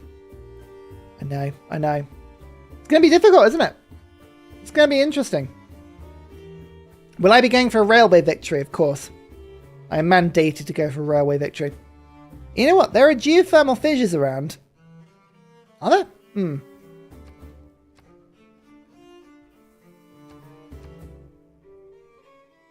It's not going to like the search, is it? The mod has kind of broken things. Never mind. There's a lot of mountains around here. This could be a good place to go. It's just a shame. The problem is that I need to find things on a different continent because then I get my 3 builder, the extra production towards districts and better missions later on. So we've got to find somewhere. We've got to find somewhere to go. Be it Canada or the Caribbean or Mexico or somewhere. I don't know where it's going to be. Down here maybe. Down there maybe. Who knows? We've got to find somewhere. Or we find just one city and we send all the trade routes in the other direction and make a giga city somewhere else. Make a capital somewhere that's not Europe. That is the other option. Could you landfall in between Mali and Zulu? Yeah. Potentially. Potentially. Only on turn 2. I know. Hey, Nano. How you doing? Rush settling Western... I mean, rush settling. If I have 2 movement, it's saying I'm going to take 23 turns to get there. And that's without taking into account barbarians. I mean... It's tough. It's tough. Who knows? Who knows? For me, this is Mali's game unless they mess up or someone does something really unexpectedly busted. The Mali start is just so strong. It is strong. I think, based on our ratings, I think it's Zonderskins to win. Based on start alone. Zonder's got this to win. Raising Zozo, possibly, depending on the city-states. With a wild card with either Carl or White and Nerdy. That's kind of where the map is pointing us right now. We shall have to see, won't we? We shall have to see. And I shall have to get practicing. Because, well, if there's a way, if there's a will, there's a way. Maybe what I can do is in the actual game, I can secretly put this on. And I can do this. Oh no! Look at all of those. Also, did you see the way the city-states spawned as well? There are a lot of city-states around. Oh no, this is all because of randomly. Okay, yeah, okay, ignore that. The TSL is more likely to be. Yeah. 23 turns isn't that long at online speed. It's quite long. I mean, I could just, maybe I just rush my settler. Maybe I ask pretty please for the game to give me shipbuilding at the beginning.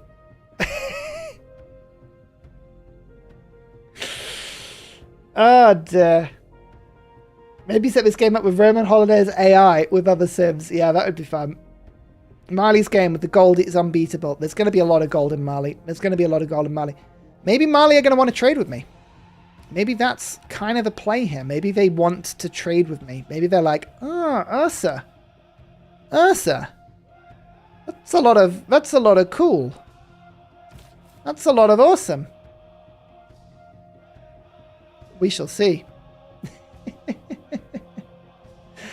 Anyway, that was it. That was a fun little stream. I really enjoyed that. It's a smaller one this evening, but I just wanted to do some theory crafting with you. Get you excited about the Civ GIve. Get everyone excited and ready to go and interested. I'm really excited about it. I think there are things I can do. There are definite plays that I can make that will make this game a little bit more interesting. We shall see. See what I can pull off, but there's always a way. There's always a way, and I think we can get something. I think we can get something out of this game if we play this cleverly, if we play this well. And Just one little before we go, just a couple of little things. Obviously, it is at 3 p.m. It's got rid of all my doors. It's at 3 p.m. obviously on Monday. Sorry, 3 p.m. Sunday UK time is the main Civ GIve. Remember, we are donating for money for the Gamers Outreach Foundation. If you can spread the word that we're raising money on Tiltify, I still have a bunch of cities and I have a religion that need to be named. These all need to be named. And I would love to raise some more money for charity. So if you want to buy any of those or just simply support me by sending some money to the kids, as Bose says, that would be amazing. It would be really, really kind of you. Otherwise, I am going to disappear. You will next see me probably on Wednesday, where I have a really, really fun stream with Roman Holiday cooked up. Which is going to be relatively entertaining because Roman Holiday has specifically and specially made a mod just for us to try and fight, which is brutally difficult. He says that it's probably impossible. So we'll see. We'll see how we go on that one, eh? But so Wednesday evening we'll be streaming. I'll probably be streaming elsewhere in the week as well as we rush up to this. Let me know, by the way, on Discord, in the comments, or anything like that, any particular stream you want to watch. Always welcome. I always take advice. Thank you so much for watching, everybody, as ever. It has been a pleasure. I hope you've enjoyed my theory crafting. And no pressure, Zonderskind. No pressure. See you later. Goodbye.